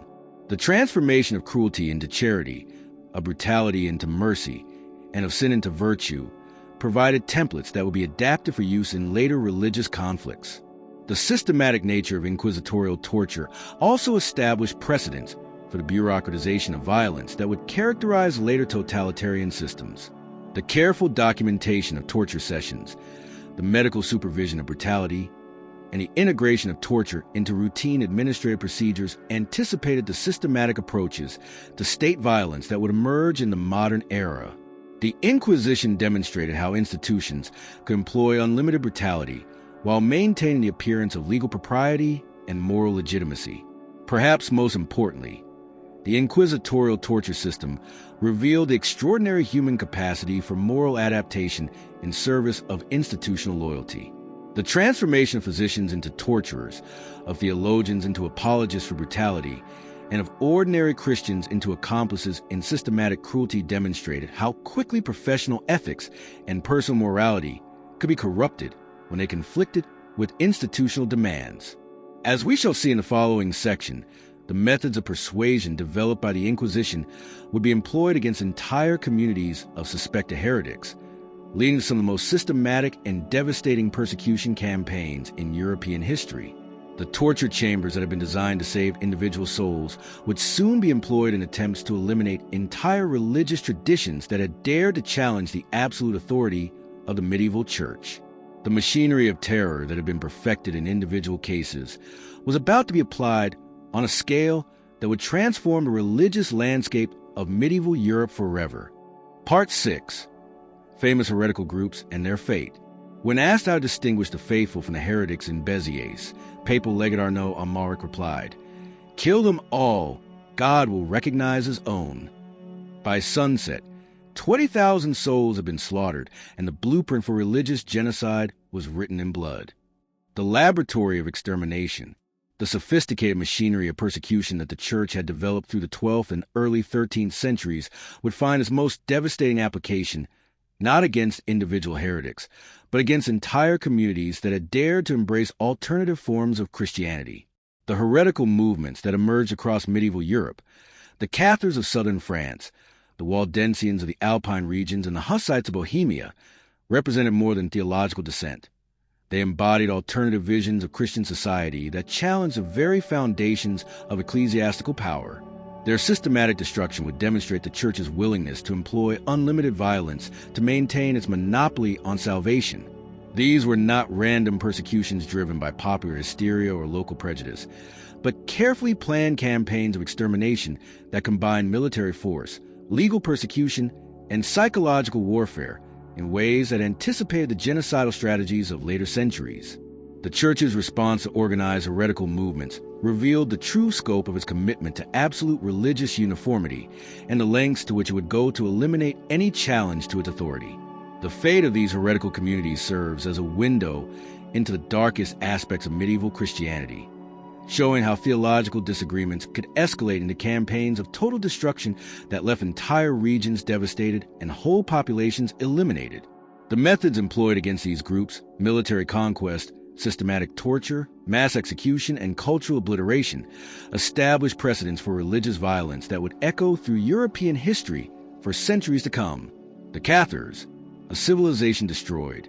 The Cathar heresy represented the most serious challenge to papal authority in medieval Europe, not merely because of its theological positions, but because of its success in creating an alternative Christian civilization in the prosperous regions of southern France. By the early 13th century, Catharism had evolved from a religious movement into a comprehensive social system that offered education, governance, economic organization, and spiritual guidance independent of the Roman Church.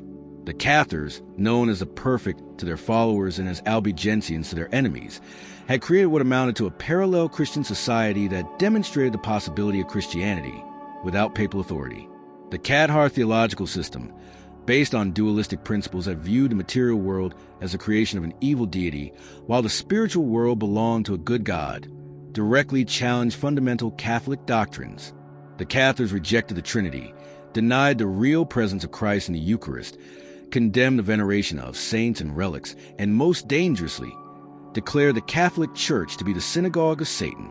Their perfect lived lives of extreme asceticism, abstaining from meat, sex, and material possessions, while providing spiritual guidance to ordinary believers who could marry, engage in business, and live normal lives while still participating in the Cathar faith. The social appeal of Catholicism extended far beyond its theological attractions. In regions of southern France where the movement flourished, Cathar communities offered alternatives to corruption and worldliness that characterized much of the Catholic Church. Cathar Perfect were renowned for their learning, their moral integrity, and their dedication to their followers' spiritual welfare. They established schools, provided charitable services, and created economic networks that served their community's material as well as spiritual needs. The contrast with often ignorant and corrupt Catholic clergy made Catholicism attractive to nobles, merchants, and intellectuals who sought more authentic forms of Christian life. The geographical concentration of Catholicism in the wealthy regions of Languedoc province and parts of northern Italy gave the movement political as well as religious significance. Major cities like Albi, Carcassonne, and Toulouse contained substantial Cathar populations, while prominent nobles like Raymond VI of Toulouse provided protection and patronage to Cathar communities. The integration of Catholicism into the social and political structures of southern France meant that eliminating the heresy would require nothing less than the conquest and reconstruction of an entire civilization. The Albigensian Crusade. Holy War comes home. Pope Innocent III's declaration of the Albigensian Crusade in 1209 marked the first time that the Church had directed the full military might of Christian Europe against fellow Christians within European territory. The decision to treat the Cathars as equivalent to Muslim infidels in the Holy Land represented a revolutionary expansion of crusading ideology that transformed religious dissent into grounds for holy war. The promise of spiritual rewards equivalent to those offered to crusaders fighting in Jerusalem attracted thousands of knights from northern France who saw an opportunity to gain salvation while conquering the wealthy lands of south. The military campaign that began in 1209 was characterized by a level of systematic brutality that shocked even contemporary observers accustomed to medieval warfare. The Crusaders' first target, the city of Béziers, provided a horrific preview of what was to come. When the city's Catholic population refused to surrender their Cathar neighbors, the crusading army stormed the walls and proceeded to massacre virtually the entire population without distinction between Orthodox and heretical inhabitants. The massacre at Béziers on July 22, 1209, established the tone for the entire Albigensian Crusade and provided one of the most chilling examples of religious violence in European history. Contemporary accounts describe scenes of unimaginable horror. Children thrown from city walls, women and elderly residents burned alive in churches where they had sought sanctuary, and the systematic slaughter of anyone found within the city limits. The death toll, estimated at 20,000, represented nearly the entire population of one of southern France's most prosperous cities. The infamous command attributed to papal legate Arnaud Amalric, "Kill them all, God will recognize his own," encapsulated the theological justification for indiscriminate slaughter that characterized the Albigensian Crusade. Whether or not these exact words were spoken, they accurately reflected the crusading mentality that viewed the elimination of heretical contamination as more important than the preservation of individual lives. The massacre at Béziers served notice that the Church was prepared to destroy entire communities rather than tolerate continued Cathar presence. The military success of the Albigensian Crusade was facilitated by the Crusaders' willingness to employ terror as a systematic weapon of warfare. City after city surrendered without resistance after receiving news of what had happened at Béziers, as populations chose submission over the possibility of similar annihilation. The psychological impact of the massacre resonated throughout southern France, creating an atmosphere of terror that made continued resistance seem futile. The systematic destruction of Cathar society. The military conquest of Cathar territories was only the beginning of a systematic campaign to eliminate every trace of the heretical movement from southern France.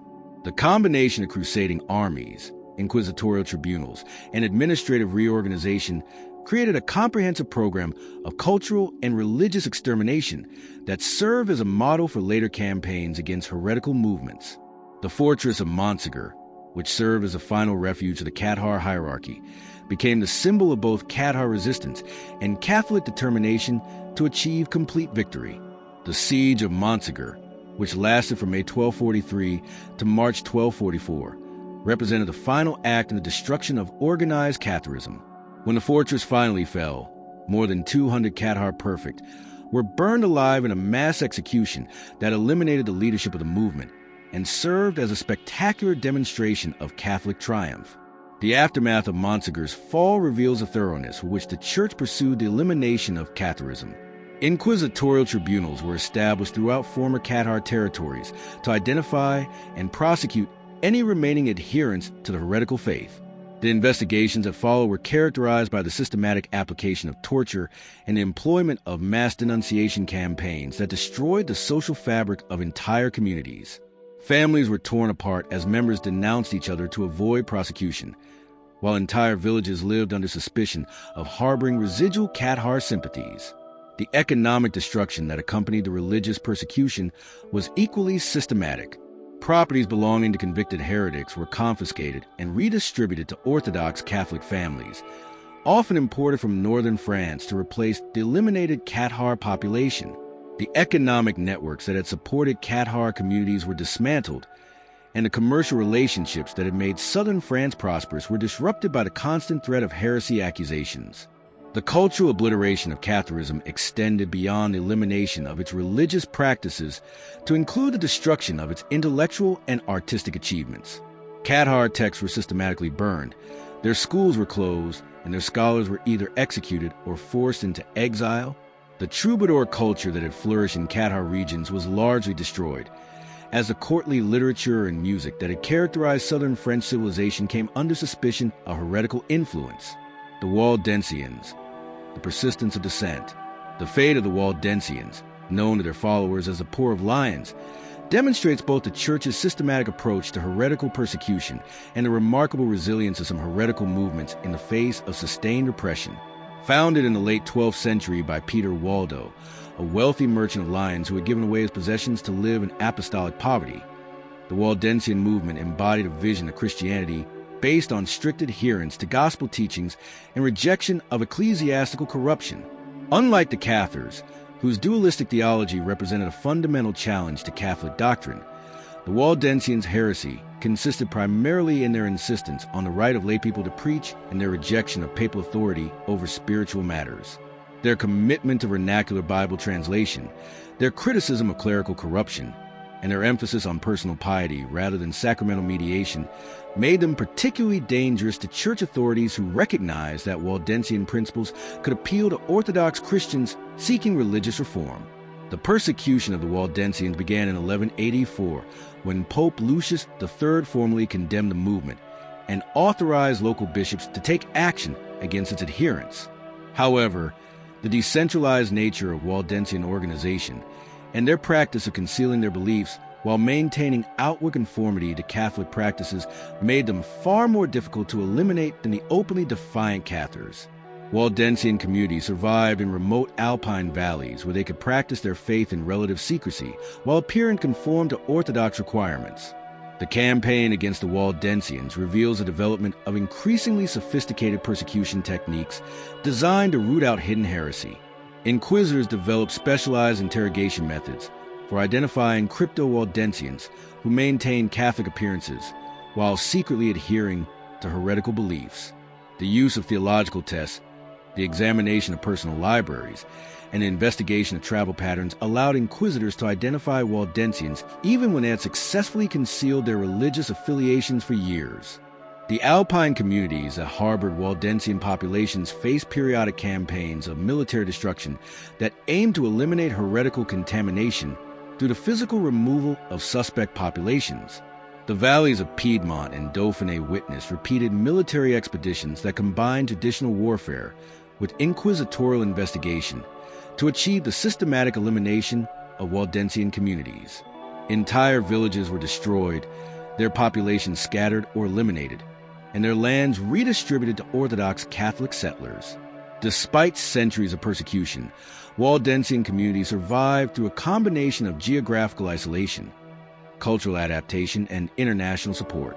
Their ability to maintain their religious identity while adapting to changing political circumstances demonstrated the limitations of medieval persecution techniques when applied to truly committed religious minorities. The Waldensian survival also revealed the importance of external support, as communities that received protection from sympathetic nobles or foreign powers were able to maintain their existence despite sustained persecution efforts. Jan Hus and the Bohemian Tragedy. The case of Jan Hus and the subsequent persecution of his Hussite followers illustrates how the Church's persecution machinery could be deployed against reform movements that emerged from within Orthodox Christianity itself. Hus, a respected professor at the University of Prague and a popular preacher, had embraced many of the theological positions developed by John Wycliffe, while maintaining his position within the Catholic Church and his loyalty to Orthodox Christian principles. The theological positions that led to Huss's condemnation were relatively moderate compared to those of the Cathars or Waldensians. His emphasis on Scripture as the ultimate religious authority, his criticism of papal corruption, and his insistence that the Church consisted of the predestined elect rather than the institutional hierarchy, represented attempts to reform rather than replace Catholic Christianity. However, these positions challenged papal supremacy at a time when the Church was struggling to maintain unity following the Great Schism, making Huss a particular threat to ecclesiastical authority. The betrayal of the safe conduct that Emperor Sigismund had promised to Huss represents one of the most infamous examples of political duplicity in medieval history. The promise of safe passage to and from the Council of Constance was intended to ensure that Huss could present his positions without fear of persecution, but it was revoked once he arrived and was placed under arrest. The Council's decision to ignore imperial guarantees in favor of ecclesiastical demands demonstrated the Church's willingness to sacrifice political credibility for religious uniformity. The trial and execution of Huss in 1415 followed the established patterns of inquisitorial persecution, but with the added legitimacy of conciliar authority. Huss was given opportunities to recant his positions, but his refusal to abandon beliefs he considered scripturally sound led inevitably to his condemnation and execution. The public burning of Huss at Constance was intended to eliminate a dangerous reformer while demonstrating the consequences of challenging ecclesiastical authority, but it actually served to radicalize his followers and provoke the Hussite wars that would devastate Bohemia for decades. The aftermath of Huss's execution demonstrates how the Church's persecution of individual reformers could escalate into military campaigns against entire populations. The Hussite movement that emerged following Huss's death combined religious reform with Bohemian nationalism, creating a potent force that required sustained military intervention to suppress. The Hussite Wars, 1419 to 1436, represented one of the most destructive conflicts of the late medieval period, with casualty estimates ranging into the hundreds of thousands as crusading armies repeatedly invaded Bohemia to eliminate heretical contamination. The various Hussite factions, moderate Utraquists who sought limited reforms and radical Taborites who embraced revolutionary social and religious changes, faced systematic persecution that aimed at the complete elimination of Hussite influence from Bohemian society.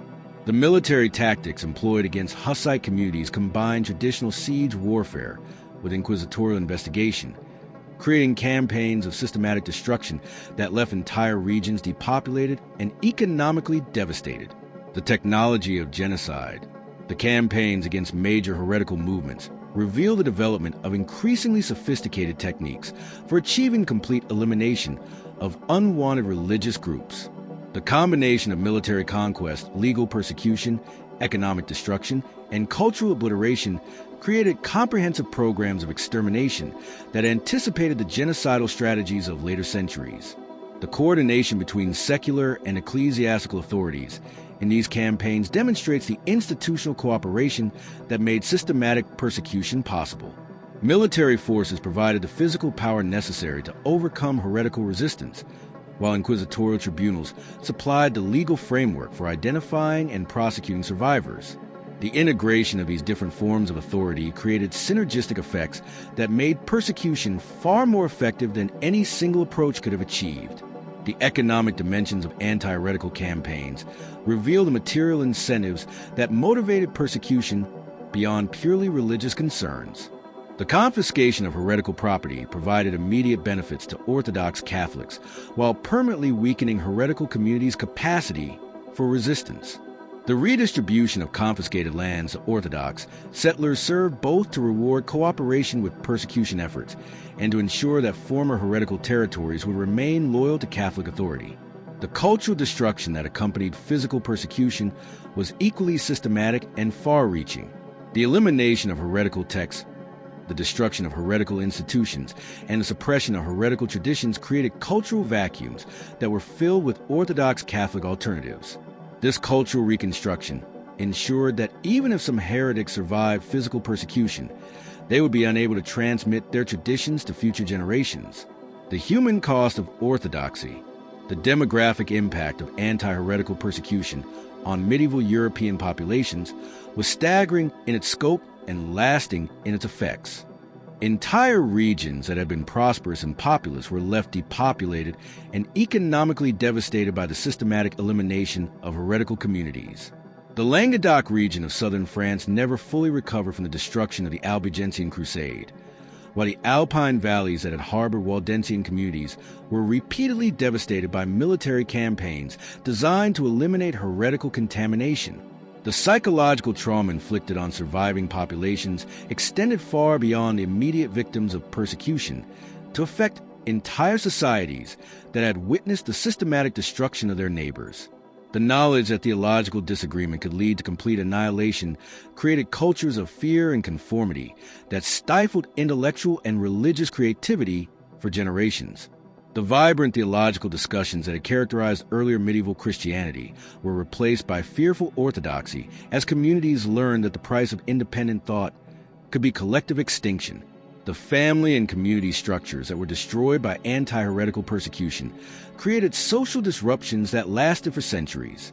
Children orphaned by the execution of heretical parents, communities scattered by military campaigns, and economic networks destroyed by the confiscation of heretical property created lasting wounds in the social fabric of European society. The trust and cooperation that characterized many medieval communities were replaced by suspicion and fear as people learned that their neighbors might betray them to inquisitorial authorities. The legacy of extermination. The successful elimination of major heretical movements demonstrated both the effectiveness and the limitations of medieval persecution techniques. The complete destruction of Catholicism showed that even well-organized and popular heretical movements could be eliminated through the systematic application of military force, legal persecution, and cultural obliteration. However, the survival of Waldensian communities and the continued influence of Hussite ideas revealed that truly committed religious minorities could maintain their existence despite sustained persecution efforts. The precedents established during these campaigns of religious extermination would influence European approaches to religious diversity for centuries to come. The legal frameworks developed for prosecuting heretics, the military strategies employed for conquering heretical territories, and the administrative methods used for eliminating heretical influence created templates that would be adapted for use against other religious minorities in later periods. Perhaps most importantly, these campaigns demonstrated the human capacity for systematic cruelty when motivated by absolute religious conviction. The transformation of theological disagreement into grounds for total war, the willingness to sacrifice entire populations for religious uniformity, and the systematic destruction of alternative Christian traditions revealed the darkest potentials of organized religion when combined with political power.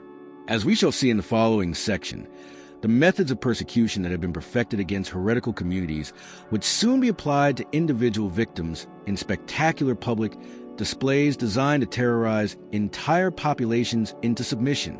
The auto-da-fe would represent the culmination of medieval persecution techniques, combining legal precision, theological justification, and theatrical spectacle into the ultimate expression of ecclesiastical power over life and death. Part 7. The auto-da-fe, a public spectacle of terror. The auto-da-fe was not merely an execution, but a sacred drama performed before God and man, where the flames that consumed heretical flesh were believed to purify the very air of Christendom itself. The theater of divine justice. The auto de fe, literally act of faith, represented the culmination of medieval ecclesiastical persecution, a carefully choreographed public spectacle that transformed individual executions into community-wide religious experiences designed to reinforce orthodox authority while terrorizing potential dissidents into submission. These elaborate ceremonies, which combined elements of religious ritual, judicial procedure, and popular entertainment, serve as the ultimate expression of the Church's power over life and death, transforming the punishment of heretics into sacramental acts that were believed to purify entire communities of spiritual contamination. The development of the auto de fe as a standardized form of public execution represents one of the most sophisticated attempts in human history to weaponize religious ceremony for purposes of social control. Every aspect of these events, from their timing and location to their elaborate symbolic elements, was carefully designed to maximize their psychological impact on both participants and observers. The auto de fe was not merely a method of eliminating individual heretics, but a comprehensive system of psychological warfare that employed the power of religious symbolism, community participation, and spectacular violence to create lasting impressions on entire populations. The theatrical nature of these ceremonies should not obscure their fundamental purpose as instruments of terror. The auto de fe was designed to be unforgettable, to create memories so powerful and traumatic that they would serve as permanent warnings against the dangers of religious dissent. The spectacle was calculated to reach every level of society, from the illiterate peasant who witnessed the flames to the educated noble who understood the complex theological symbolism embedded in every aspect of the ceremony. The geographic spread of the auto de fe throughout Catholic Europe demonstrates the Church's recognition of its effectiveness as a tool of social control. From the sophisticated ceremonies conducted in major cities like Seville, Toulouse, and Rome to the simpler but equally terrifying executions held in remote villages, the auto de fe became a standardized method for demonstrating ecclesiastical authority and eliminating religious dissent. The consistency of these ceremonies across different regions and time periods reveals the systematic nature of their design and the careful attention paid to their psychological effectiveness. The choreography of condemnation. The auto de fe was structured as a carefully orchestrated religious drama that unfolded in multiple acts, each designed to build psychological tension while reinforcing specific theological and political messages. The ceremony typically began days or even weeks before the actual executions, with public announcements, preliminary religious services, and the construction of elaborate platforms and pyres that served to build anticipation and anxiety throughout the community. The procession that marked the beginning of the auto de fe represented one of the most psychologically devastating aspects of the entire ceremony. Condemned heretics were paraded through the streets in distinctive clothing that marked their shame and impending doom. The San Benito, a yellow garment decorated with flames and devils that announced their heretical status to all observers.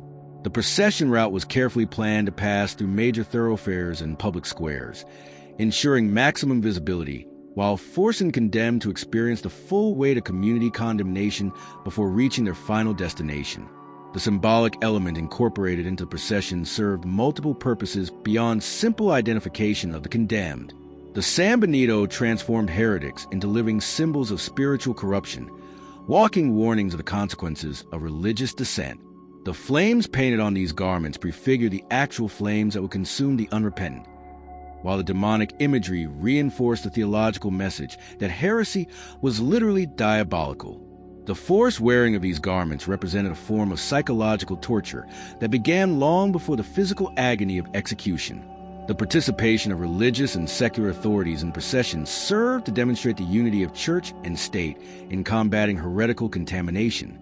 Bishops, abbots, magistrates, and nobles marched alongside the condemned, their presence lending legitimacy to proceedings while emphasizing that heretical persecution had the support of all legitimate authority. The sight of respected community leaders participating in the condemnation of heretics sent powerful messages about the consequences of challenging established order. The music, prayers, and chants that accompanied the procession created an atmosphere that was simultaneously festive and terrifying. Sacred hymns celebrating divine justice alternated with prayers for the souls of the condemned, creating an emotional complexity that enhanced the psychological impact of the ceremony. The religious nature of the music served to sanctify the violence that was about to occur, transforming the execution into worship and murder into sacrament, the platform of judgment. The physical setting of the auto da fe was designed with the same attention to psychological impact that characterized every other aspect of the ceremony. The platform constructed for the event, known as a tablado, served as both stage and altar, a sacred space where divine justice would be enacted before the assembled community. The elevation of this platform ensured visibility from great distances, while symbolically representing the moral superiority of Orthodox authority over heretical error. The arrangement of participants on the platform followed strict hierarchical principles that reinforced social and religious order through spatial relationships.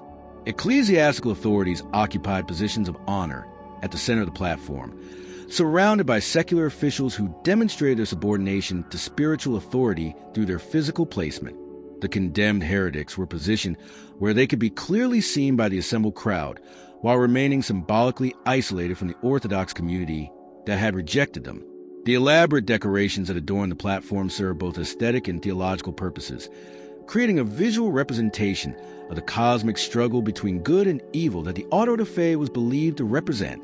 Religious banners, crosses, and images of saints provided constant visual reminders of Orthodox authority, while the weapons and instrument of execution represented the temporal power that enforced spiritual truth. The overall effect was to create a sacred space where the normal rules of Christian mercy were suspended in favor of divine justice. The timing of platform ceremonies was carefully coordinated to maximize their impact on both participants and observers. The public reading of charges against each condemned heretic served to educate the audience about the specific dangers of heretical belief, while demonstrating the thoroughness of inquisitorial investigation. The formal sentencing ceremony provided opportunities for final recantations that rarely occurred, but which served to emphasize the mercy that the Church was prepared to extend to those who abandoned their errors. The final appeals for repentance that preceded execution created moments of intense psychological drama that served multiple purposes in the overall ceremony.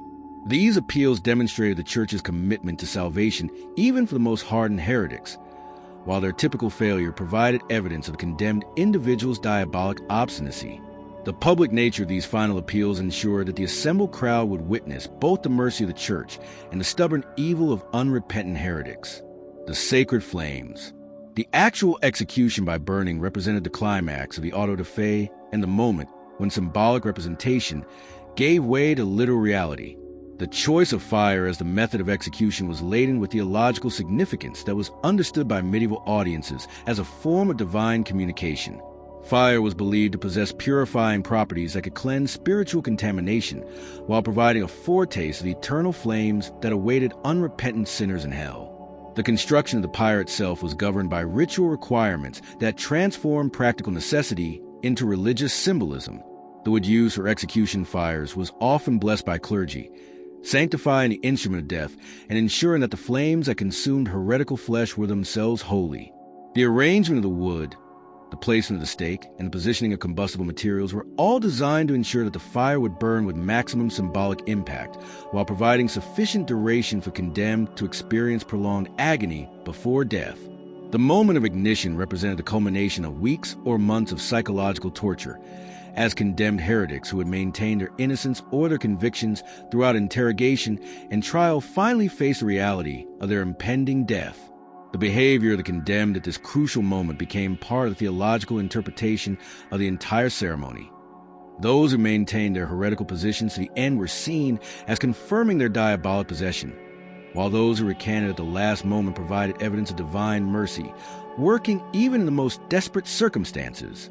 The crowd's reaction to the lighting of the pyre reveals the complex emotions that the auto da fe was designed to evoke in its audience. Contemporary accounts describe spectators alternating between expressions of religious fervor and horror at the spectacle before them, suggesting that the ceremony succeeded in creating the kind of overwhelming emotional experience that would leave lasting psychological impressions. The sight of human beings dying in agony for their beliefs created trauma that could serve as a permanent deterrent to heretical thinking. The duration of the execution process was carefully managed to maximize its impact on observers, while maintaining the appearance of religious solemnity. The slow burning that characterized most executions ensured that the condemned would remain conscious and potentially capable of last-minute recantations for extended periods, while providing ample time for the crowd to contemplate the consequences of religious dissent. The prolonged nature of death by burning created opportunities for final dramatic moments that could enhance the theological interpretation of the entire event. The compulsory audience. Perhaps the most psychologically devastating aspect of the auto da fe was the requirement that entire communities participate as witnesses to the execution of their neighbors, friends, and family members. This mandatory attendance was not simply a matter of ensuring adequate audience size, but represented a systematic attempt to implicate entire populations in the persecution of heretics, while demonstrating the consequences of religious dissent to every member of society. The legal requirements for attendance at auto da fe ceremonies reveal the Church's understanding of the psychological dynamics of collective participation in violence. Guild members were required to attend with their professional associations. Families were expected to witness executions together, and even children were brought to observe the consequences of heretical behavior. This universal participation created shared experiences of trauma that bonded communities together in complicity, while ensuring that the lessons of the auto da fe will be transmitted to future generations. The psychological pressure created by mandatory attendance was enhanced by the requirement that observers demonstrate appropriate emotional responses to proceedings. Failure to show sufficient enthusiasm for the destruction of heretics could itself become evidence of heretical sympathies, creating powerful incentives for public displays of orthodox fervor. The result was a form of emotional theater, where genuine feelings were suppressed in favor of socially required expressions of religious zeal. The impact on families forced to witness the execution of their loved ones represents one of the most cruel aspects of the auto da fe system. Spouses, children, and parents were required to watch their family members burn alive, while demonstrating approval for proceedings or risk facing heresy charges themselves. The psychological trauma inflicted on these family members served both to punish them for their association with heretics and provide powerful deterrence against heretical behavior for other families who witnessed their suffering. The social dynamics created by mandatory attendance transformed the auto da fe from a simple execution into a community-wide ritual of purification that was believed to cleanse entire populations of heretical contamination. The shared experience of witnessing divine justice served to reinforce social bonds among Orthodox Christians, while demonstrating the consequences of exclusion from the Orthodox community. The ceremony created clear distinctions between insiders and outsiders, between the saved and the damned, that could serve as permanent guides for future behavior. The architecture of terror. The physical infrastructure required to support auto da fe ceremonies represents a significant investment in the technology of terror that reveals the importance these events held in medieval ecclesiastical strategy. The construction of permanent platforms, the maintenance of execution sites, and the logistics of managing large crowds required substantial resources that could only be justified by the perceived effectiveness of these ceremonies as instruments of social control. The location of auto da fe sites was carefully chosen to maximize their symbolic impact while ensuring adequate practical facilities for the complex ceremonies involved. Major urban squares, cathedral precincts, and other spaces associated with legitimate authority were preferred locations that reinforced the connection between Orthodox power and the elimination of heretical dissent. The use of these prestigious locations served to legitimize the violence while associating heretical execution with the normal operations of medieval government and religion. The architectural features incorporated into permanent auto da fe sites revealed a sophisticated understanding of crowd psychology that informed their design. Elevated platforms ensured visibility from great distances, while the arrangement of seating areas created clear hierarchies that reinforced social order through spatial relationships. The positioning of religious symbols, the orientation of execution sites, and the integration of these facilities with existing urban infrastructure all served to normalize the extraordinary violence of heretical execution. The logistical requirements for successful auto da fe ceremonies demanded coordination between multiple institutions and levels of authority that demonstrates the systematic nature of medieval persecution efforts. Religious authorities provided theological justification and ceremonial expertise. Secular officials supplied legal frameworks and crowd control, while local communities contributed labor, materials, and mandatory participation. The smooth functioning of these complex events required months of preparation and the cooperation of hundreds of individuals. The economic impact of auto da fe ceremonies on local communities was substantial and lasting, creating financial incentives for continued persecution while demonstrating the material benefits of Orthodox loyalty. The confiscation of heretical property provided immediate resources for funding execution ceremonies, while the influx of visitors from major auto-da-fe events created economic opportunities for local merchants and service providers. The result was a system where persecution became economically self-sustaining while creating vested interests in its continuation. The psychological aftermath. The lasting impact of auto-da-fe ceremonies on the communities that witness them extends far beyond the immediate trauma of witnessing execution to encompass fundamental changes in social relationships, religious behavior, and intellectual culture that persisted for generations. The shared experience of participating in ritualized violence created psychological bonds that were simultaneously unifying and traumatic, bringing communities together through complicity in activities that violated basic human moral instincts. The silence that typically followed auto-da-fe ceremonies reveals the psychological complexity of community responses to ritualized violence. While the ceremonies themselves were characterized by public displays of Orthodox enthusiasm, their aftermath was often marked by a profound quiet as communities struggled to process the trauma they had witnessed. This silence served the Church's purposes by preventing the kind of open discussion that might lead to criticism of persecution policies, while creating atmospheres of repressed anxiety that enhanced the deterrent effects of the executions. The impact on children who witnessed auto-da-fe ceremonies was particularly profound and lasting, creating generations of adults whose understanding of religious authority had been shaped by memories of ritualized violence.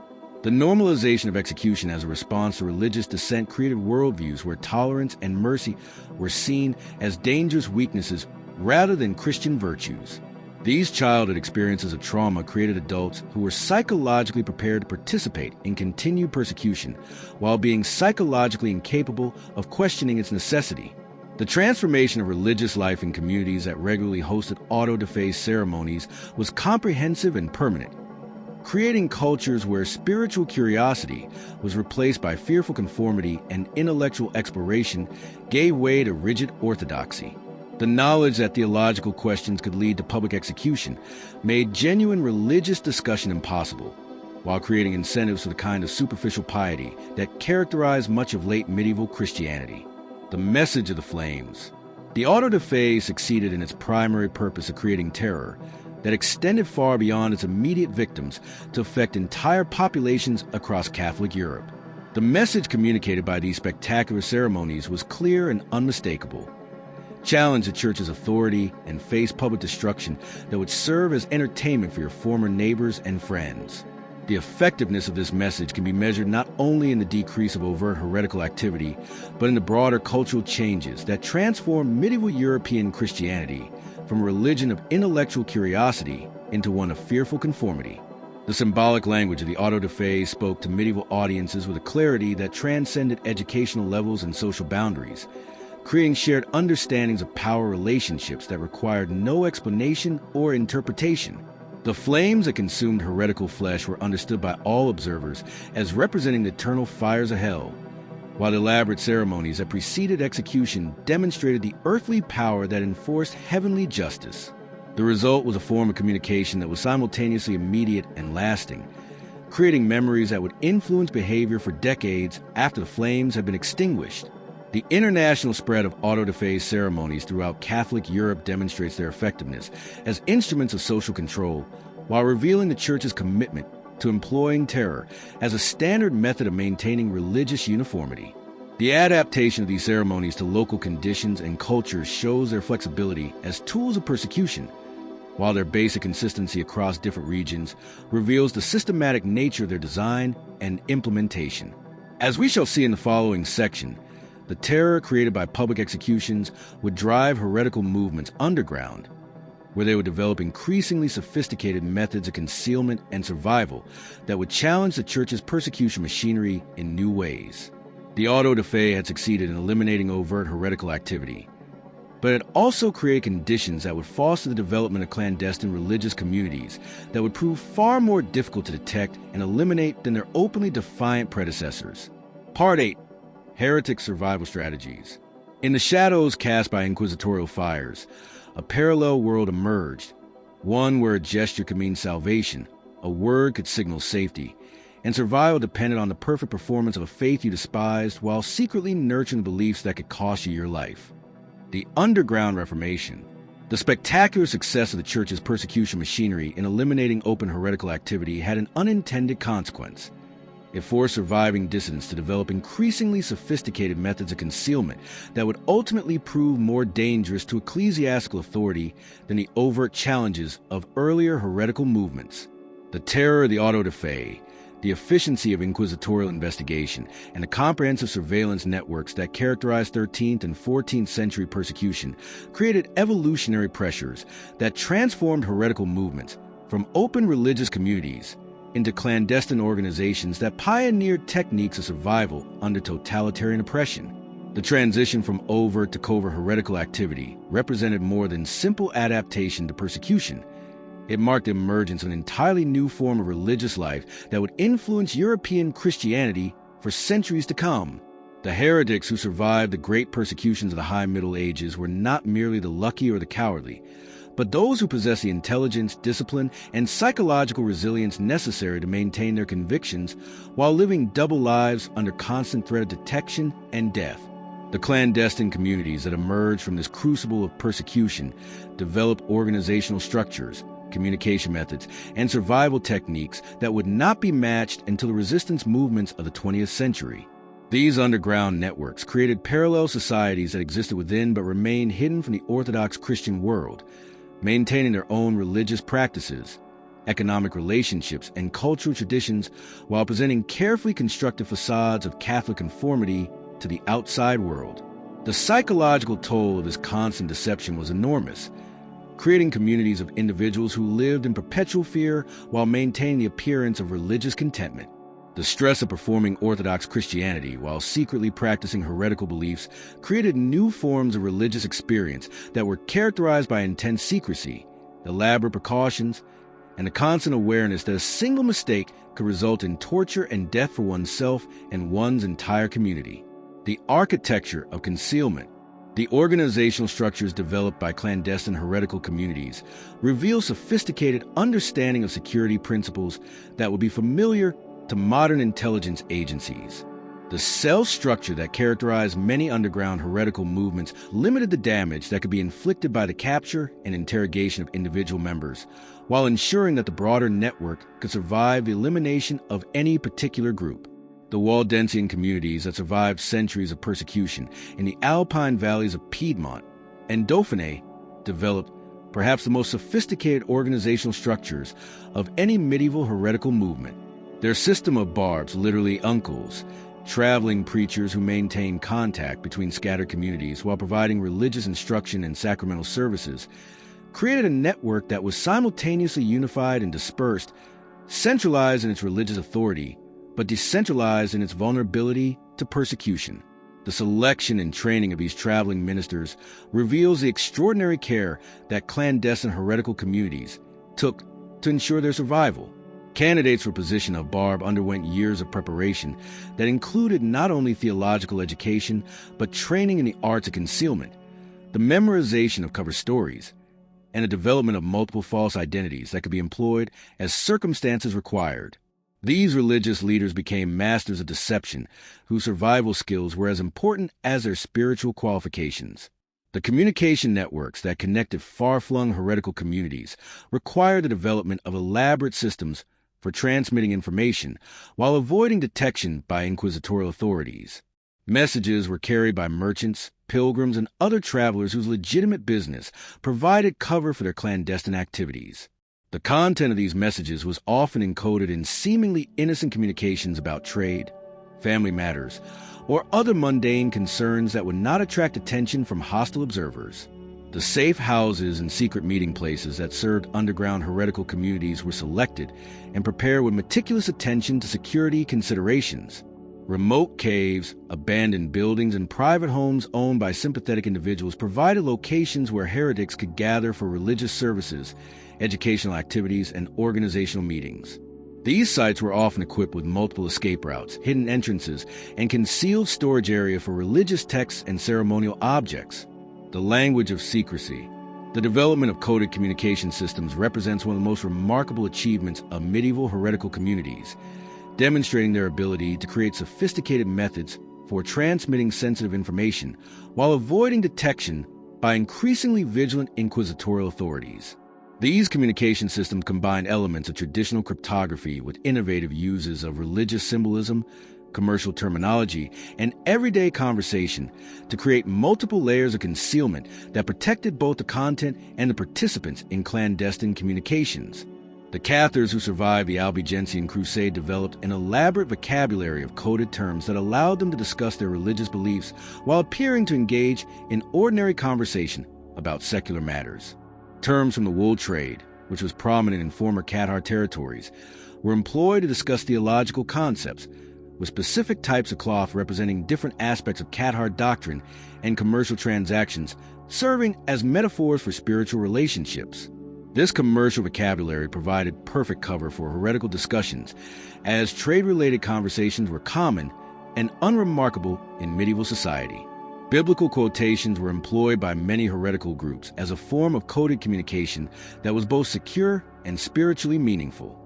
Specific passages from Scripture were assigned predetermined meanings that bore no obvious relationship to their literal content, allowing heretics to communicate complex theological positions through seemingly orthodox religious discussions.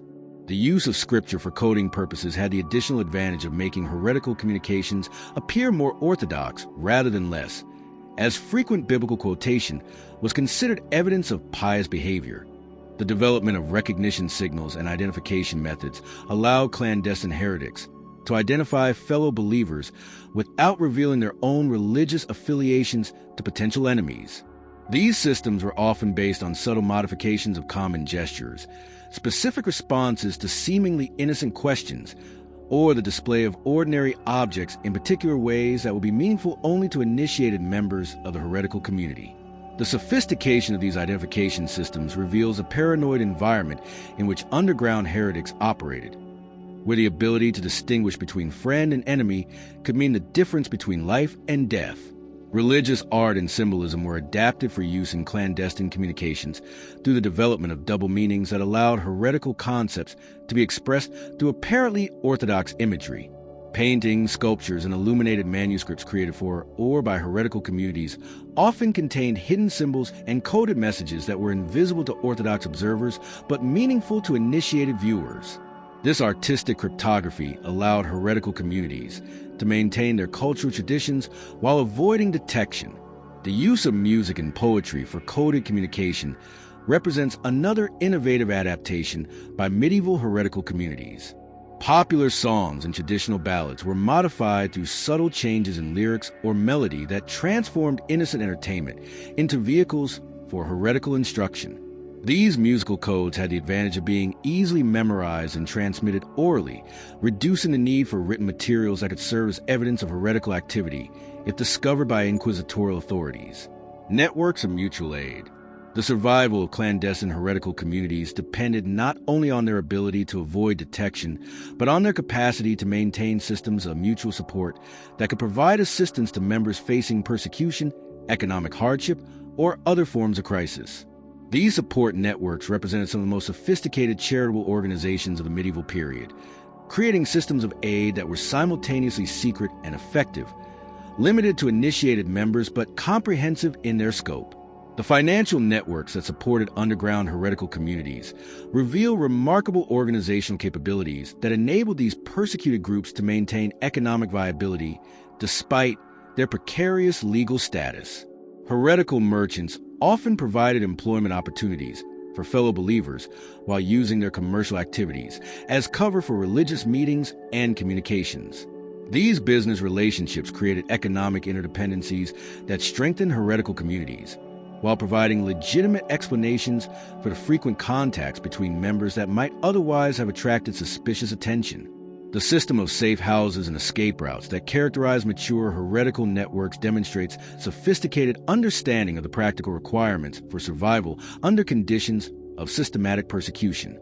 These networks often extended across national boundaries, allowing persecuted heretics to flee from one jurisdiction to another when facing immediate danger. The maintenance of these international connections required enormous resources and careful coordination, revealing the high priority that heretical communities placed on mutual protection. Legal assistance for captured heretics represented one of the most dangerous but necessary forms of mutual aid provided by clandestine religious communities. Heretical networks often included sympathetic lawyers, notaries, and other legal professionals who could provide representation for captured members or assistance with property transfers designed to protect family assets from confiscation. The provision of legal aid required extraordinary caution, as lawyers who represented heretics too frequently or too effectively might themselves become suspect of heretical sympathies. The care of families whose breadwinners had been captured or executed by inquisitorial authorities represented a crucial function of heretical support networks that required both financial resources and organizational capabilities. Widows and orphans of executed heretics faced not only economic hardship, but social stigma that made normal forms of charitable assistance unavailable to them. Heretical communities developed elaborate systems for providing ongoing support to these vulnerable members while maintaining the secrecy necessary for their own survival. Medical care for injured or tortured heretics presented particular challenges that required the cooperation of sympathetic physicians and the development of secure locations where treatment could be provided without attracting attention. The physical and psychological trauma inflicted by inquisitorial torture created ongoing medical needs that could not be addressed through normal channels without revealing the patient's heretical associations. Underground medical networks developed specialized expertise in treating torture victims while maintaining absolute discretion about their patients' identities and injuries. The performance of orthodoxy.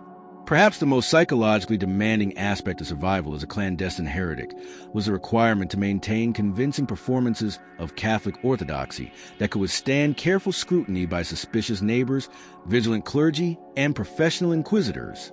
This performance required not only knowledge of Orthodox theology and practice, but the ability to embody Catholic beliefs with sufficient conviction to avoid detection, while internally maintaining heretical convictions that contradicted everything being expressed publicly. The education and training required to maintain effective Orthodox disguises reveals the extraordinary intellectual sophistication that characterized many clandestine heretical communities. Members needed to possess detailed knowledge of Catholic theology, liturgical practices, and devotional customs sufficient to participate convincingly in Orthodox religious life. This education often exceeded that available to ordinary Catholics, creating the paradoxical situation where heretics were often more knowledgeable about Orthodox Christianity than their Orthodox neighbors. The psychological techniques developed by clandestine heretics to maintain their sanity while living double lives represent remarkable achievements in the management of cognitive dissonance under extreme stress. These techniques included mental reservation systems that allowed individuals to participate in Catholic rituals while privately maintaining heretical interpretations of their meaning, meditation practices that provided psychological refuge from the constant stress of deception, and community support systems that offered opportunities for authentic religious expression within the context of absolute secrecy.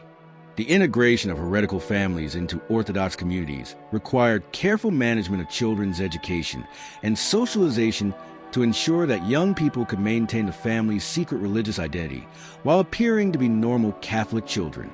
This education began in early childhood and continued throughout adolescence, gradually introducing young people to the realities of their clandestine religious status while teaching them performance skills necessary for survival. The psychological pressure on heretical parents to successfully prepare their children for lives of deception was enormous, as failure could result in the destruction of entire families. The participation of clandestine heretics in Catholic religious activities often reached levels that exceeded those of genuinely Orthodox believers, as underground religious communities discovered that zealous participation in Catholic practices provided excellent cover for their heretical activities. Heretical individuals often became prominent in lay religious organizations, participated enthusiastically in Catholic festivals and pilgrimages, and displayed levels of devotion that placed them above suspicion. This excessive orthodoxy became a form of protective camouflage that allowed heretics to hide in plain sight. The management of property and economic relationships presented constant challenges for clandestine heretics who needed to maintain their financial viability while avoiding conspicuous wealth or poverty that might attract unwanted attention. Heretical merchants needed to balance commercial success with the need to avoid the kind of prominence that might bring them under scrutiny, while heretical artisans had to maintain their professional relationships without revealing their religious commitments to potentially hostile colleagues. The strain of perpetual deception, the psychological toll exacted by lives of constant deception and perpetual fear, created new forms of religious experience that were characterized by intense spirituality combined with chronic anxiety. The stress of maintaining orthodox appearances while nurturing heretical convictions produced personality types that were simultaneously deeply pious and profoundly paranoid. Individuals whose religious faith was strengthened by persecution, but whose mental health was compromised by the constant fear of discovery. The impact on family relationships of maintaining clandestine religious identities was profound and lasting, creating household dynamics that were shaped by the shared knowledge that discovery could result in death for all family members. Parents bore the enormous responsibility of ensuring that their children could maintain family secrets while developing into psychologically healthy adults. The intimacy that characterized heretical families bore their shared danger and mutual dependence, often exceeded that found in Orthodox households, but it was intimacy purchased at the price of constant anxiety. The social isolation that resulted from the inability to form genuine friendships with Orthodox neighbors created communities of heretics who were simultaneously intensely connected to each other and profoundly alienated from the broader society in which they lived. This isolation strengthened bonds within heretical communities, while creating psychological pressures that could become unbearable for individuals who lacked the temperament for lives of constant deception. The development of stress-related illnesses and psychological disorders among clandestine heretics reveals the human cost of survival under conditions of systematic persecution. Contemporary accounts describe individuals who developed nervous conditions, digestive ailments, and other physical manifestations of chronic stress that resulted from the constant fear of discovery. The psychological resilience required to maintain heretical beliefs under these conditions was extraordinary, and many individuals undoubtedly abandoned their convictions rather than endure the ongoing stress of clandestine religious life. The religious experiences of clandestine heretics were often characterized by an intensity and depth that exceeded those of their openly practicing predecessors, as the difficulty and danger of maintaining heretical beliefs created forms of devotion that were purified by persecution. The knowledge that their religious practices could result in death gave special meaning to every clandestine ritual, every secret prayer, and every hidden theological discussion. This intensity of religious experience created spiritual lives that were simultaneously more authentic and more tormented than those available to Orthodox believers. The evolution of resistance. The survival strategies developed by medieval heretical communities under conditions of systematic persecution created organizational models and resistance techniques that would influence European religious and political development for centuries to come. The cell structures, communication networks, and security procedures developed by underground religious communities provided templates that would be employed by later resistance movements facing different forms of oppression. The psychological resilience and spiritual depth developed by individuals who survived as clandestine heretics created personality types that were uniquely prepared to challenge established authority when opportunities arose. The Renaissance and Reformation periods would witness the emergence of religious reformers whose intellectual courage and organizational capabilities had been shaped by centuries of clandestine religious activity that had prepared them for open confrontation with ecclesiastical authority. The survival of heretical ideas and practices through centuries of persecution ensured that alternative forms of Christianity would remain available to inspire future reform movements when political conditions became favorable for open religious innovation. The clandestine transmission of heretical theology, biblical interpretation, and ecclesiastical criticism created underground traditions that would eventually surface to challenge Orthodox authority with accumulated force and sophistication. The international networks that had been developed to support clandestine heretical communities created communication systems and organizational relationships that would facilitate the rapid spread of Reformation ideas when the political moment arrived for open religious change. The same networks that had been used to support persecuted heretics would be employed to coordinate Reformed churches across national boundaries and denominational differences. As we shall see in the following section, the psychological and social damage inflicted by centuries of systematic persecution would ultimately prove as destructive to medieval Christian civilization as it had been to the heretical communities that were its immediate targets. The climate of fear and suspicion that had been created to eliminate heretical dissent would eventually undermine the social trust and intellectual creativity that had characterized earlier medieval Christianity, contributing to the social tensions and spiritual crises that would characterize the later medieval period. Part 9. Social Consequences. A Society of Fear. The medieval persecution of heretics created far more than just individual suffering. It fundamentally transformed the very fabric of European society. What emerged was a civilization gripped by collective paranoia, with a fear of being accused of heresy permeated every aspect of daily life. This was not merely the story of unfortunate victims meeting terrible ends. It was a story of how an entire society became complicit in its own psychological imprisonment, creating systems of surveillance, betrayal, and intellectual suppression that would echo through centuries. Collective paranoia. How witch hunts affected the entire society. The medieval obsession with rooting out heresy created what can only be described as a society-wide neurosis. The very success of the church's anti-heretical campaigns had an unintended consequence. It made everyone a potential suspect and everyone a potential accuser. This collective paranoia operated on multiple levels, creating a feedback loop of fear that fed upon itself and grew stronger with each passing generation. In towns across medieval Europe, the mere whisper of heretical activity could transform a community overnight. Markets that once buzzed with casual conversation became spaces of careful, measured speech. Taverns where men once debated freely became places where ale loosened tongues at great peril. The communal gatherings that had traditionally bound communities together, harvest festivals, religious celebrations, even funeral wakes, became potential traps where an ill-chosen word or an unusual gesture might be interpreted as evidence of heretical belief. The psychological impact was profound and lasting.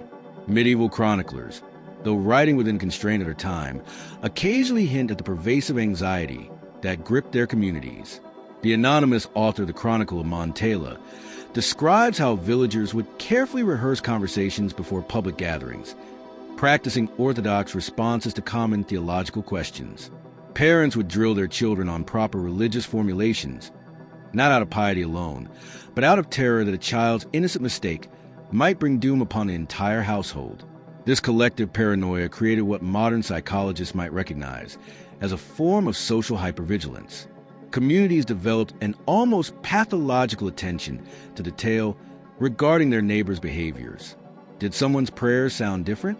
Did they make the sign of the cross with unusual frequency, or worse, with suspicious infrequency? Was their attendance at Mass truly devout, or were they merely going through the motions? These questions consumed medieval minds with an intensity that bordered on obsession.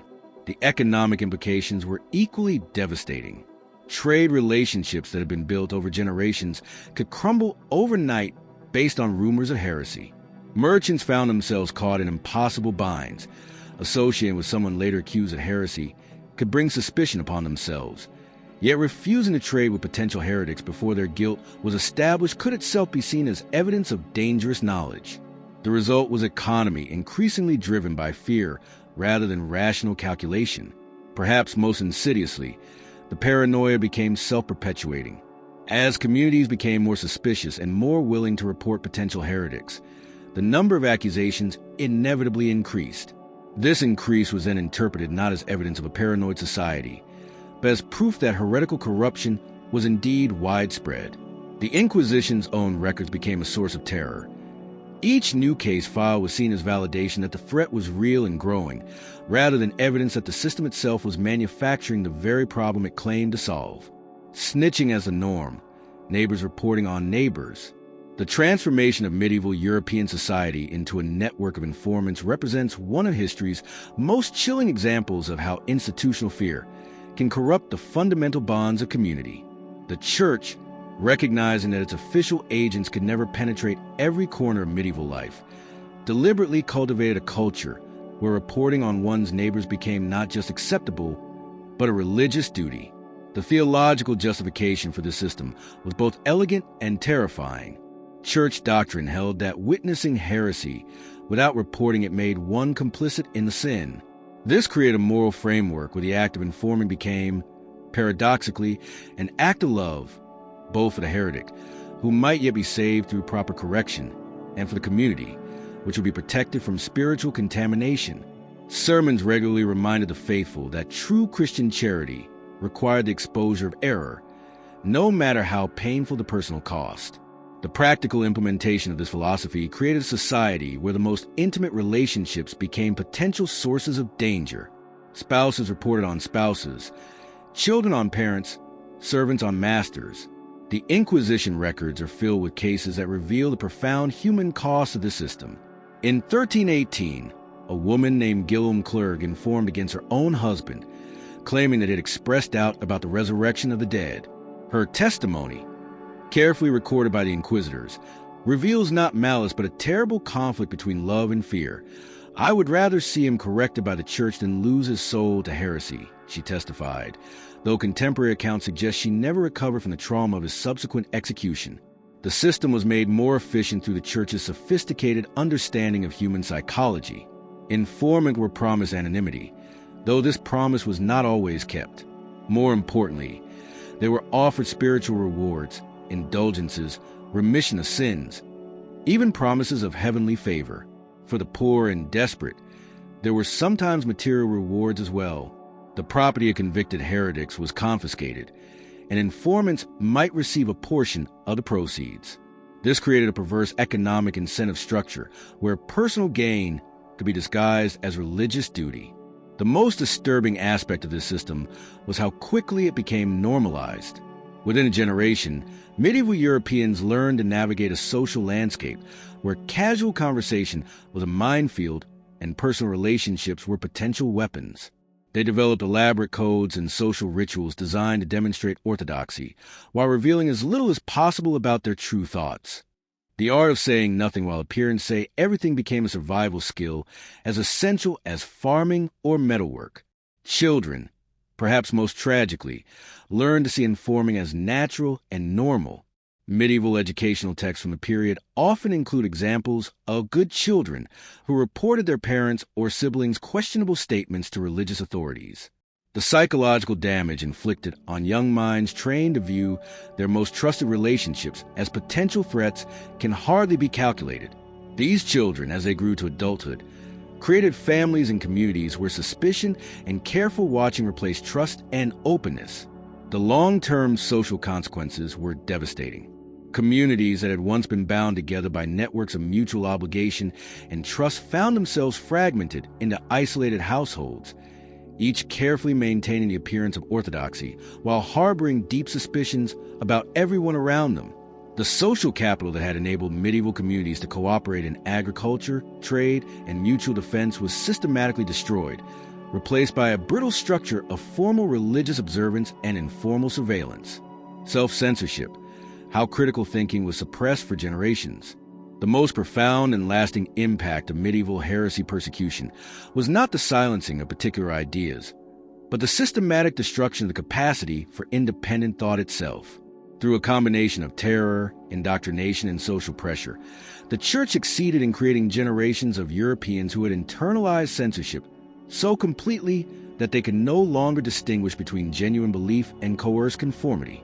This intellectual suffocation operated through multiple mechanisms, each reinforcing the others in a comprehensive assault on critical thinking. The most obvious was direct persecution, the burning of books, the execution of scholars, the forced recantation of dangerous ideas. But far more effective was a subtle process by which individuals learned to censor themselves before external censorship became necessary. Medieval minds learned to recognize and suppress their own dangerous thoughts before they could even be fully formed. The educational system played a crucial role in this process. Medieval schools, almost entirely controlled by the Church, developed pedagogical methods specifically designed to discourage questioning and independent analysis. Students learned not to evaluate ideas on their merits, but to identify which ideas were orthodox and which were dangerous. The intellectual virtues, curiosity, skepticism, logical analysis, were systematically reframed as spiritual vices that led souls to damnation. Perhaps most tragically, this system was often administered by individuals who had themselves been broken by it. Teachers who had once possessed vibrant intellectual curiosity found themselves forced to suppress their students' questions with the same ruthless efficiency with which their own had been crushed. The result was a kind of intellectual Stockholm syndrome, where victims became perpetrators not out of malice, but out of a desperate desire to protect their students from the same fate they had suffered. The suppression of critical thinking created cascading effects throughout medieval society. Scientific inquiry, which had shown promising developments in the early medieval period, stagnated for centuries. Medical knowledge regressed as physicians learned to base their practice on ancient authorities rather than observation and experimentation.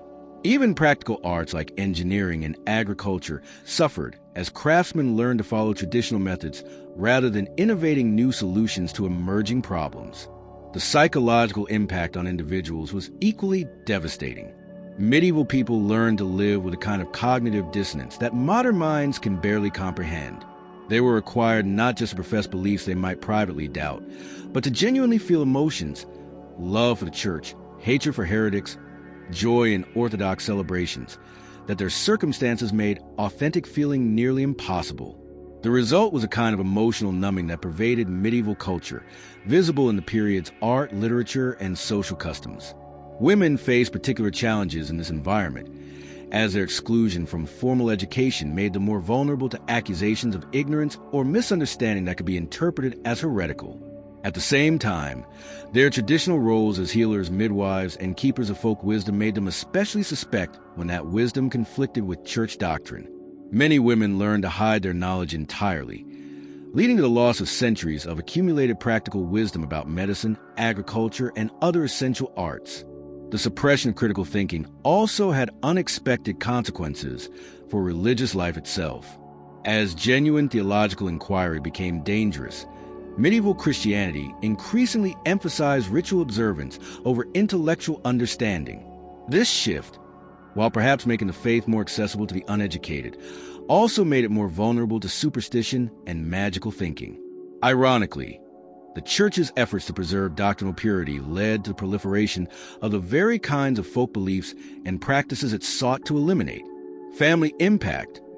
Families destroyed by accusations of heresy. The medieval family, supposedly protected by both divine law and human custom, proved tragically vulnerable to the machinery of heresy persecution.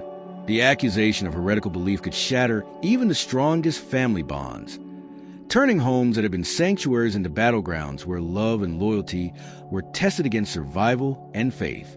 The records of the Inquisition are filled with heartbreaking accounts of families torn apart by the very system that claimed to protect Christian society.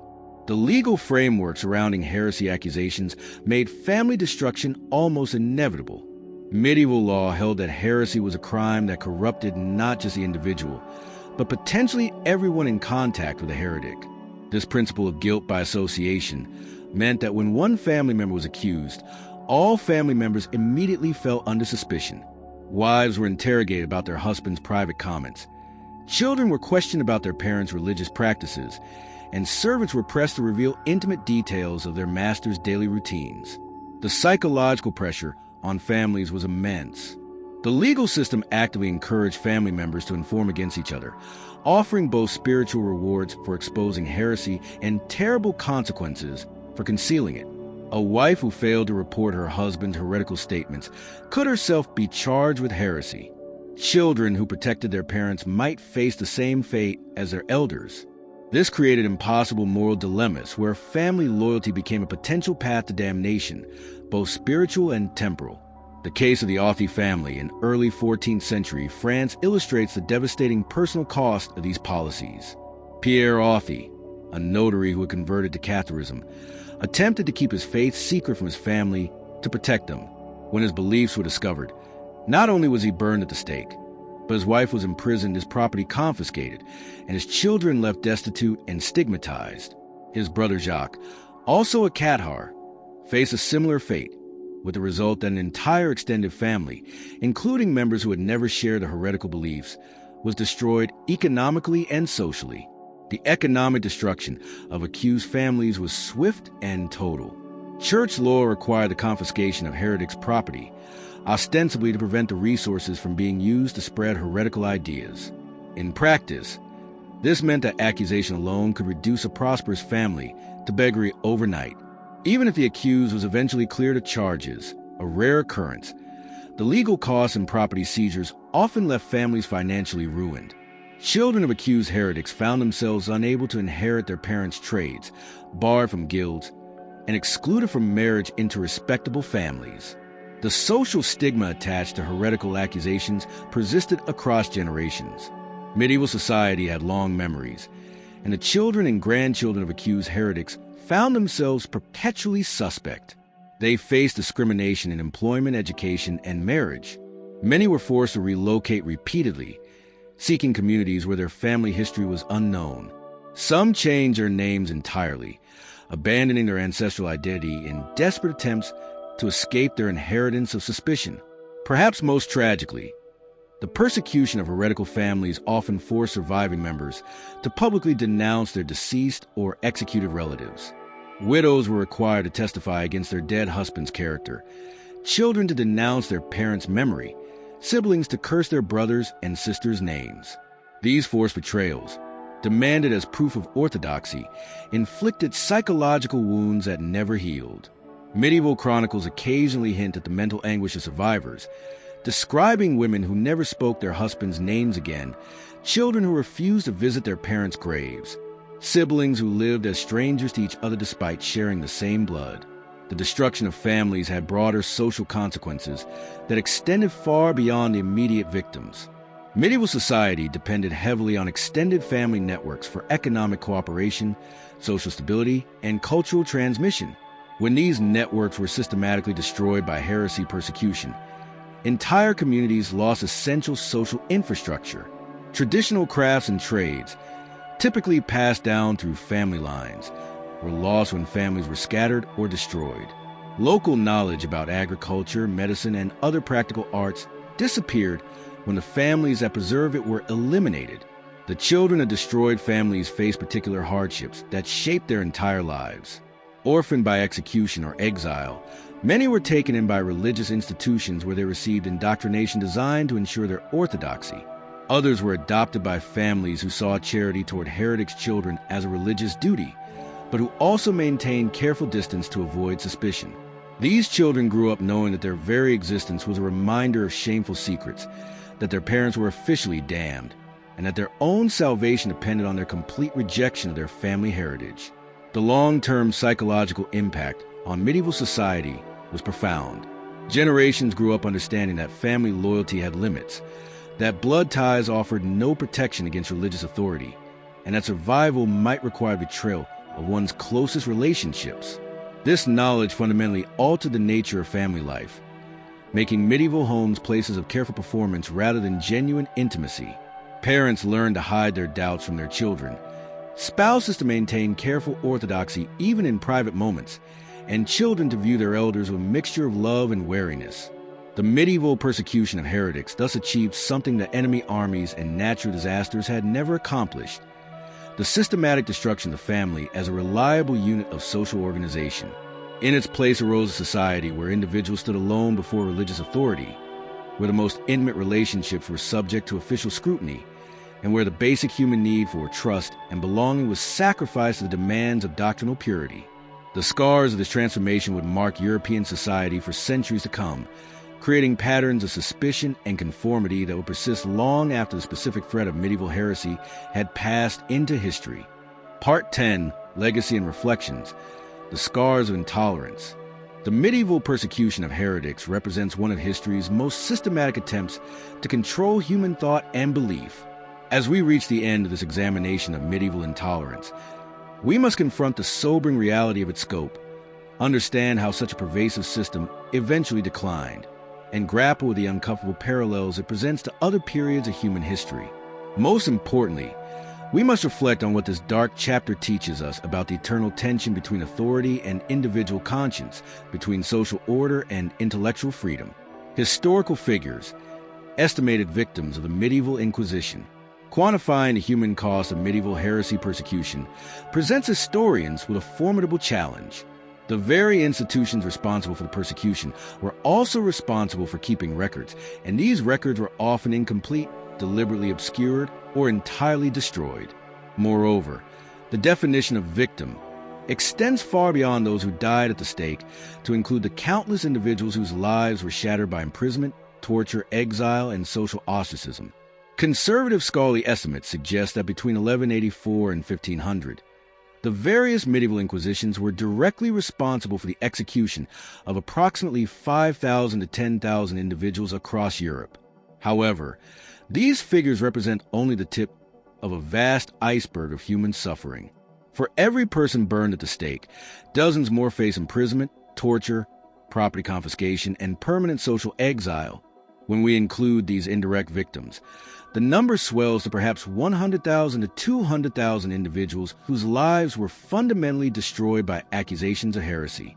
The Albigensian Crusade alone, launched against the Catholics of southern France, resulted in the deaths of an estimated 200,000 to 1 million people, though these were casualties of war rather than formal judicial execution. The systematic elimination of Cathar communities between 1209 and 1244 represents one of the most complete genocides in medieval history, with entire populations of towns like Béziers and Carcassonne either killed or permanently displaced. Regional variations in persecution intensity reveal the political and economic factors that often drove heresy charges. The German territories, fragmented by political conflict, saw particularly intense persecution during periods of imperial weakness, with an estimated 2,000 executions for heresy between 1230 and 1400. The Papal States, ironically, showed more restraint, with fewer than 500 documented executions during the same period, perhaps because papal authority was secure enough not to require such dramatic demonstrations of power.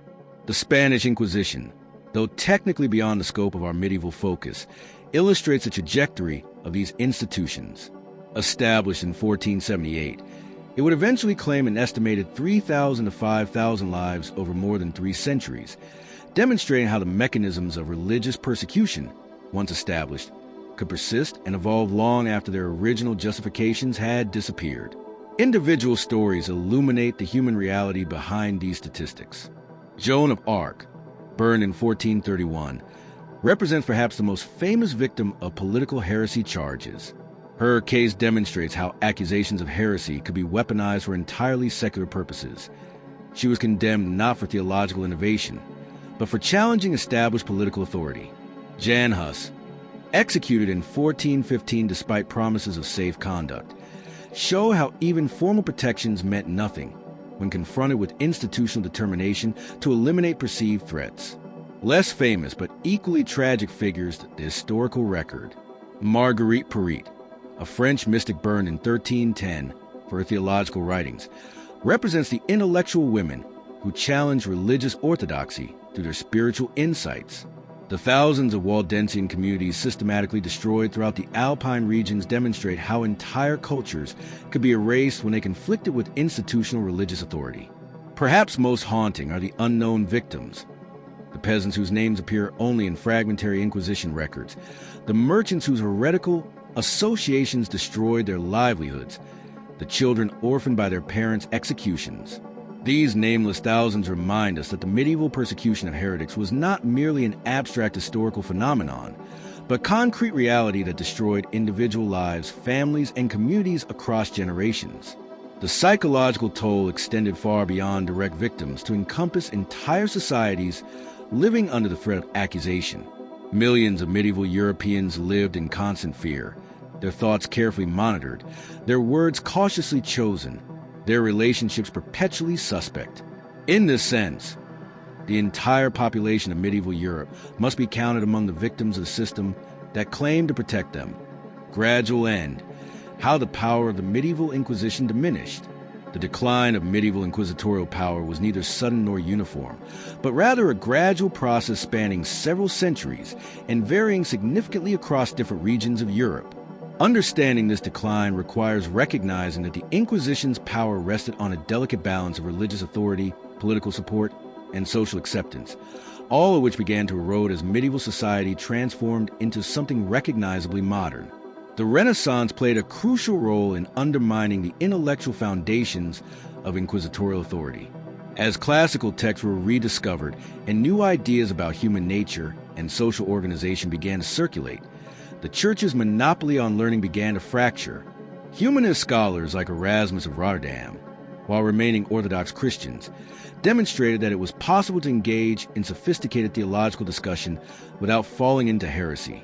The printing press, invented around 1440, made it impossible for authorities to completely control the circulation of ideas, fundamentally altering the information landscape that had enabled inquisitorial power. Political changes proved equally significant. The rise of strong national monarchies created alternative centers of authority that increasingly resented papal interference in their territories. The French monarchy's conflict with Pope Boniface VIII in the early 14th century demonstrated that even the most powerful religious authorities could be successfully challenged by secular rulers. As medieval feudalism gave way to more centralized state structures, kings and princes found it advantageous to limit church authority within their domains, including the power to prosecute heresy. The Protestant Reformation, beginning in 1517, dealt a devastating blow to the medieval inquisitorial system. Not only did it fragment Christian authority across Europe, making universal persecution impossible, but also demonstrated that successful challenges to church doctrine were politically and militarily viable. The survival and eventual triumph of Protestant territories proved that heretical ideas could not simply be suppressed through force. They required intellectual refutation and, ultimately, accommodation within a more pluralistic religious landscape. Economic factors also contributed to the Inquisition's decline. The medieval economy's transformation from feudal agriculture to mercantile capitalism created new sources of wealth and power that operated independently of church authority. Merchant classes in Italian city-states, Flemish towns, and German trading centers found inquisitorial persecution disrupted to business and increasingly refused to cooperate with religious authorities. The confiscation of heretics' property, once a source of funding for inquisitorial operations, became less significant as secular authorities claimed greater control over taxation and property rights. Perhaps most importantly, the social foundations of inquisitorial power gradually eroded as medieval communities transformed. The tight-knit village societies that had made collective surveillance possible gave way to more anonymous urban environments where individual privacy became both possible and socially acceptable. The growth of universities created communities of scholars who developed professional identities that transcended religious authority. The rise of lay literacy meant that religious knowledge was no longer the exclusive province of the clergy, making it harder to maintain that theological questions were beyond ordinary people's competence. The legal revolution that swept through late medieval Europe also constrained inquisitorial power. The revival of Roman law, with its emphasis on procedural rights and evidentiary standards, made the Inquisition's reliance on secret testimony and torture increasingly anachronistic. The development of strong secular court systems provided alternative venues for resolving disputes that had previously fallen under church jurisdiction. Regional variations in the Inquisition's decline reflect these broader historical forces. In Italy, the Renaissance emphasis on individual achievement and classical learning made inquisitorial persecution increasingly unpopular among educated elites. In France, the monarchy's assertion of control over church affairs severely limited papal authority. In the German territories, the political fragmentation that had initially enabled inquisitorial activity eventually made unified religious policy impossible to maintain. The final blow came with the scientific revolution and the Enlightenment, which fundamentally challenged the epistemological foundations of religious authority. When Galileo's telescope revealed moons around Jupiter, when Newton's mathematics described the motion of the heavens, when Descartes demonstrated the power of systematic doubt, the intellectual framework that had made inquisitorial certainty possible simply collapsed. The very notion that complex questions about the nature of reality could be definitively settled by religious authority became untenable. Historical lessons, parallels with other periods of religious intolerance. The medieval persecution of heretics was neither the first nor the last time in human history that religious differences became the justification for systematic oppression. Examining the parallels between medieval inquisitorial activity and other periods of religious intolerance reveals disturbing patterns in human behavior that transcend specific historical contexts and continue to manifest in various forms today. The Roman persecution of early Christians provides an instructive parallel. Like medieval heretics, Early Christians were accused of undermining social order, corrupting traditional values, and threatening the stability of the state. The mechanisms of persecution: denunciation by neighbors, torture to extract confessions, public executions designed to deter others, mirror those later employed by the medieval church against its own dissidents. The irony that Christianity transformed from persecuted minority to persecuting majority within the span of a few centuries illustrates how victimhood provides no guarantee against becoming victimizer when circumstances change. The Spanish Inquisition, extending well beyond the medieval period, demonstrates how inquisitorial methods could adapt to new circumstances while maintaining their essential character. The persecution of conversos, converted Jews and Muslims, employed the same techniques of family investigation, property confiscation, and public humiliation that had been developed against medieval heretics. The Limpieza de Sangre, purity of blood, statutes create a system of racial religious discrimination that prefigured much more recent atrocities. The European witch hunts of the 16th and 17th centuries represent perhaps the most direct descendant of medieval anti-heretical persecution. The same legal procedures, the same reliance on torture and coerced confession, the same assumption that hidden conspiracies threatened Christian society. All were transferred from the prosecution of heretics to the prosecution of alleged witches. The Malleus Maleficarum, the notorious witch-hunting manual, explicitly drew on inquisitorial precedents and methods.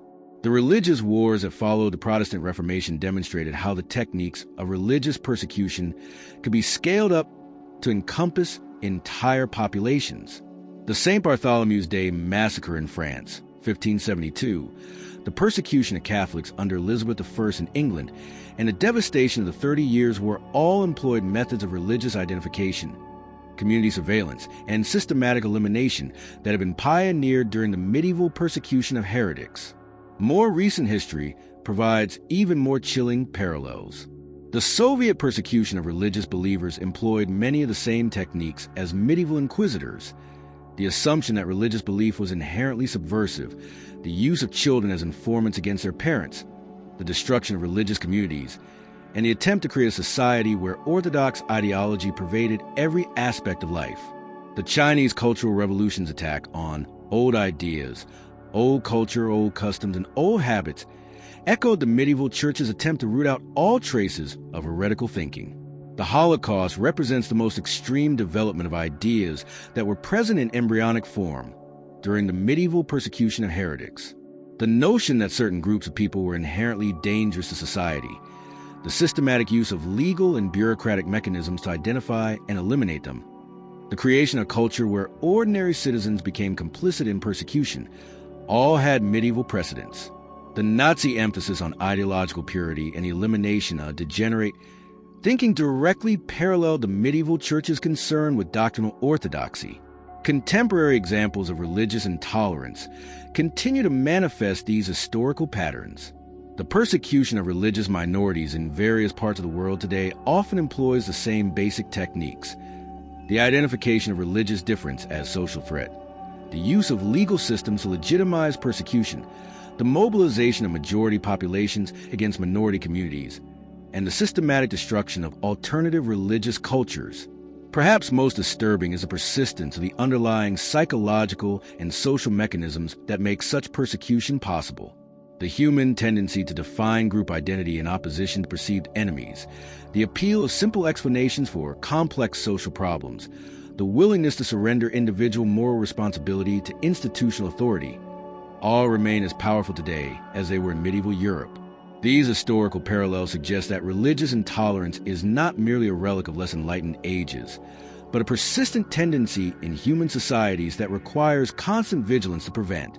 The specific forms may change. Heretics become witches, become political dissidents, become ethnic minorities. But the underlying dynamics remain disturbingly consistent. Final reflection: the price of freedom of thought and belief in human history. As we conclude this examination of medieval religious persecution, we are compelled to confront fundamental questions about the nature of human society and the price we have paid, and continue to pay, for the freedom to think and believe according to our individual consciences. The medieval persecution of heretics was not an aberration or a temporary madness, but rather an extreme manifestation of tensions that exist in all human societies. The tension between individual autonomy and social conformity, between innovation and tradition, between the desire for certainty and the acceptance of doubt. The human cost of suppressing intellectual and religious freedom extends far beyond the immediate victims of persecution. When societies prioritize conformity over creativity, orthodoxy over inquiry, and obedience over understanding, they sacrifice the very qualities that enable human progress and flourishing. The medieval period's intellectual stagnation was not merely coincidental with its religious persecution. It was a direct consequence of the systematic suppression of critical thinking and independent inquiry. The price paid for thought control manifests in multiple dimensions. Economically, societies that suppress intellectual freedom lose the innovations and adaptations necessary for long-term prosperity. The Islamic world's intellectual decline following the triumph of religious orthodoxy over philosophical inquiry, the Chinese Empire's technological stagnation during periods of ideological rigidity, and medieval Europe's centuries-long lag behind other civilizations all demonstrate how the suppression of free thought ultimately undermines material progress. Socially, the persecution of dissent destroys the trust and cooperation necessary for healthy community life. When neighbors become informants, when families are divided by ideological suspicion, when individuals must constantly monitor their own thoughts and expressions, the social fabric that enables human cooperation begins to fray. The medieval period's social atomization, its replacement of genuine community bonds with formal religious observance, illustrates how the attempt to create unity through persecution actually produces its opposite. Psychologically, the suppression of intellectual freedom inflicts wounds that can persist across generations. Individuals who learn to distrust their own thoughts, who internalize censorship so completely that they can no longer distinguish between genuine belief and coerced conformity, become incapable of the authentic self-reflection necessary for personal growth and genuine relationships. The medieval period produced generations of Europeans who have been psychologically crippled by their inability to think freely about the most fundamental questions of human existence. Perhaps most tragically, the persecution of religious and intellectual dissent often destroys the very values it claims to protect. Medieval Christianity's emphasis on love, compassion, and spiritual growth was fundamentally corrupted by the methods used to defend it. When religious authorities resort to torture, execution, and systematic deception to maintain their version of truth, they abandon the moral high ground that presumably justified their authority in the first place. The historical record suggests that genuine intellectual and religious freedom is both extremely rare and extremely fragile. Most human societies, most of the time, have limited individual freedom of thought and belief in favor of collective conformity and institutional authority. The brief periods in limited geographical areas where such freedom has flourished, classical Athens, certain periods in the Islamic world, Renaissance Italy, Enlightenment Europe, and parts of the modern democratic world, represent historical exceptions rather than the norm. This rarity makes the achievement of intellectual freedom all the more precious and its preservation all the more urgent.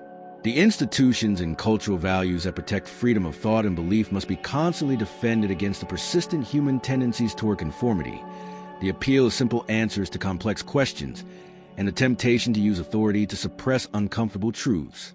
The medieval persecution of heretics teaches us that the price of intellectual freedom is eternal vigilance, not just against obvious forms of persecution, but against the subtle erosions of independent thinking that can occur in any society.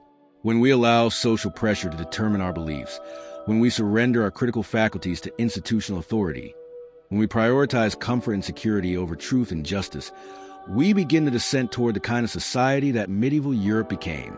The ultimate lesson of medieval religious persecution may be that human dignity itself depends on the freedom to think, to question, to doubt, and to believe according to one's own conscience. The heretics who died at medieval stakes were not just defending particular theological propositions. They were defending the fundamental human right to intellectual and spiritual autonomy. Their sacrifice reminds us that this freedom, however precious, is never permanently secure and must be earned anew by each generation. In our contemporary world, where new forms of orthodoxy and new mechanisms of thought control continue to emerge, the medieval experience serves as both warning and inspiration. It warns us of how quickly and completely intellectual freedom can be destroyed when societies prioritize conformity over truth.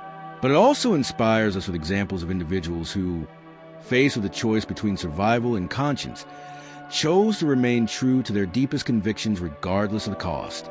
The scars of medieval intolerance run deep in human history, but they also serve as permanent reminders of what we stand to lose when we abandon our commitment to intellectual and religious freedom.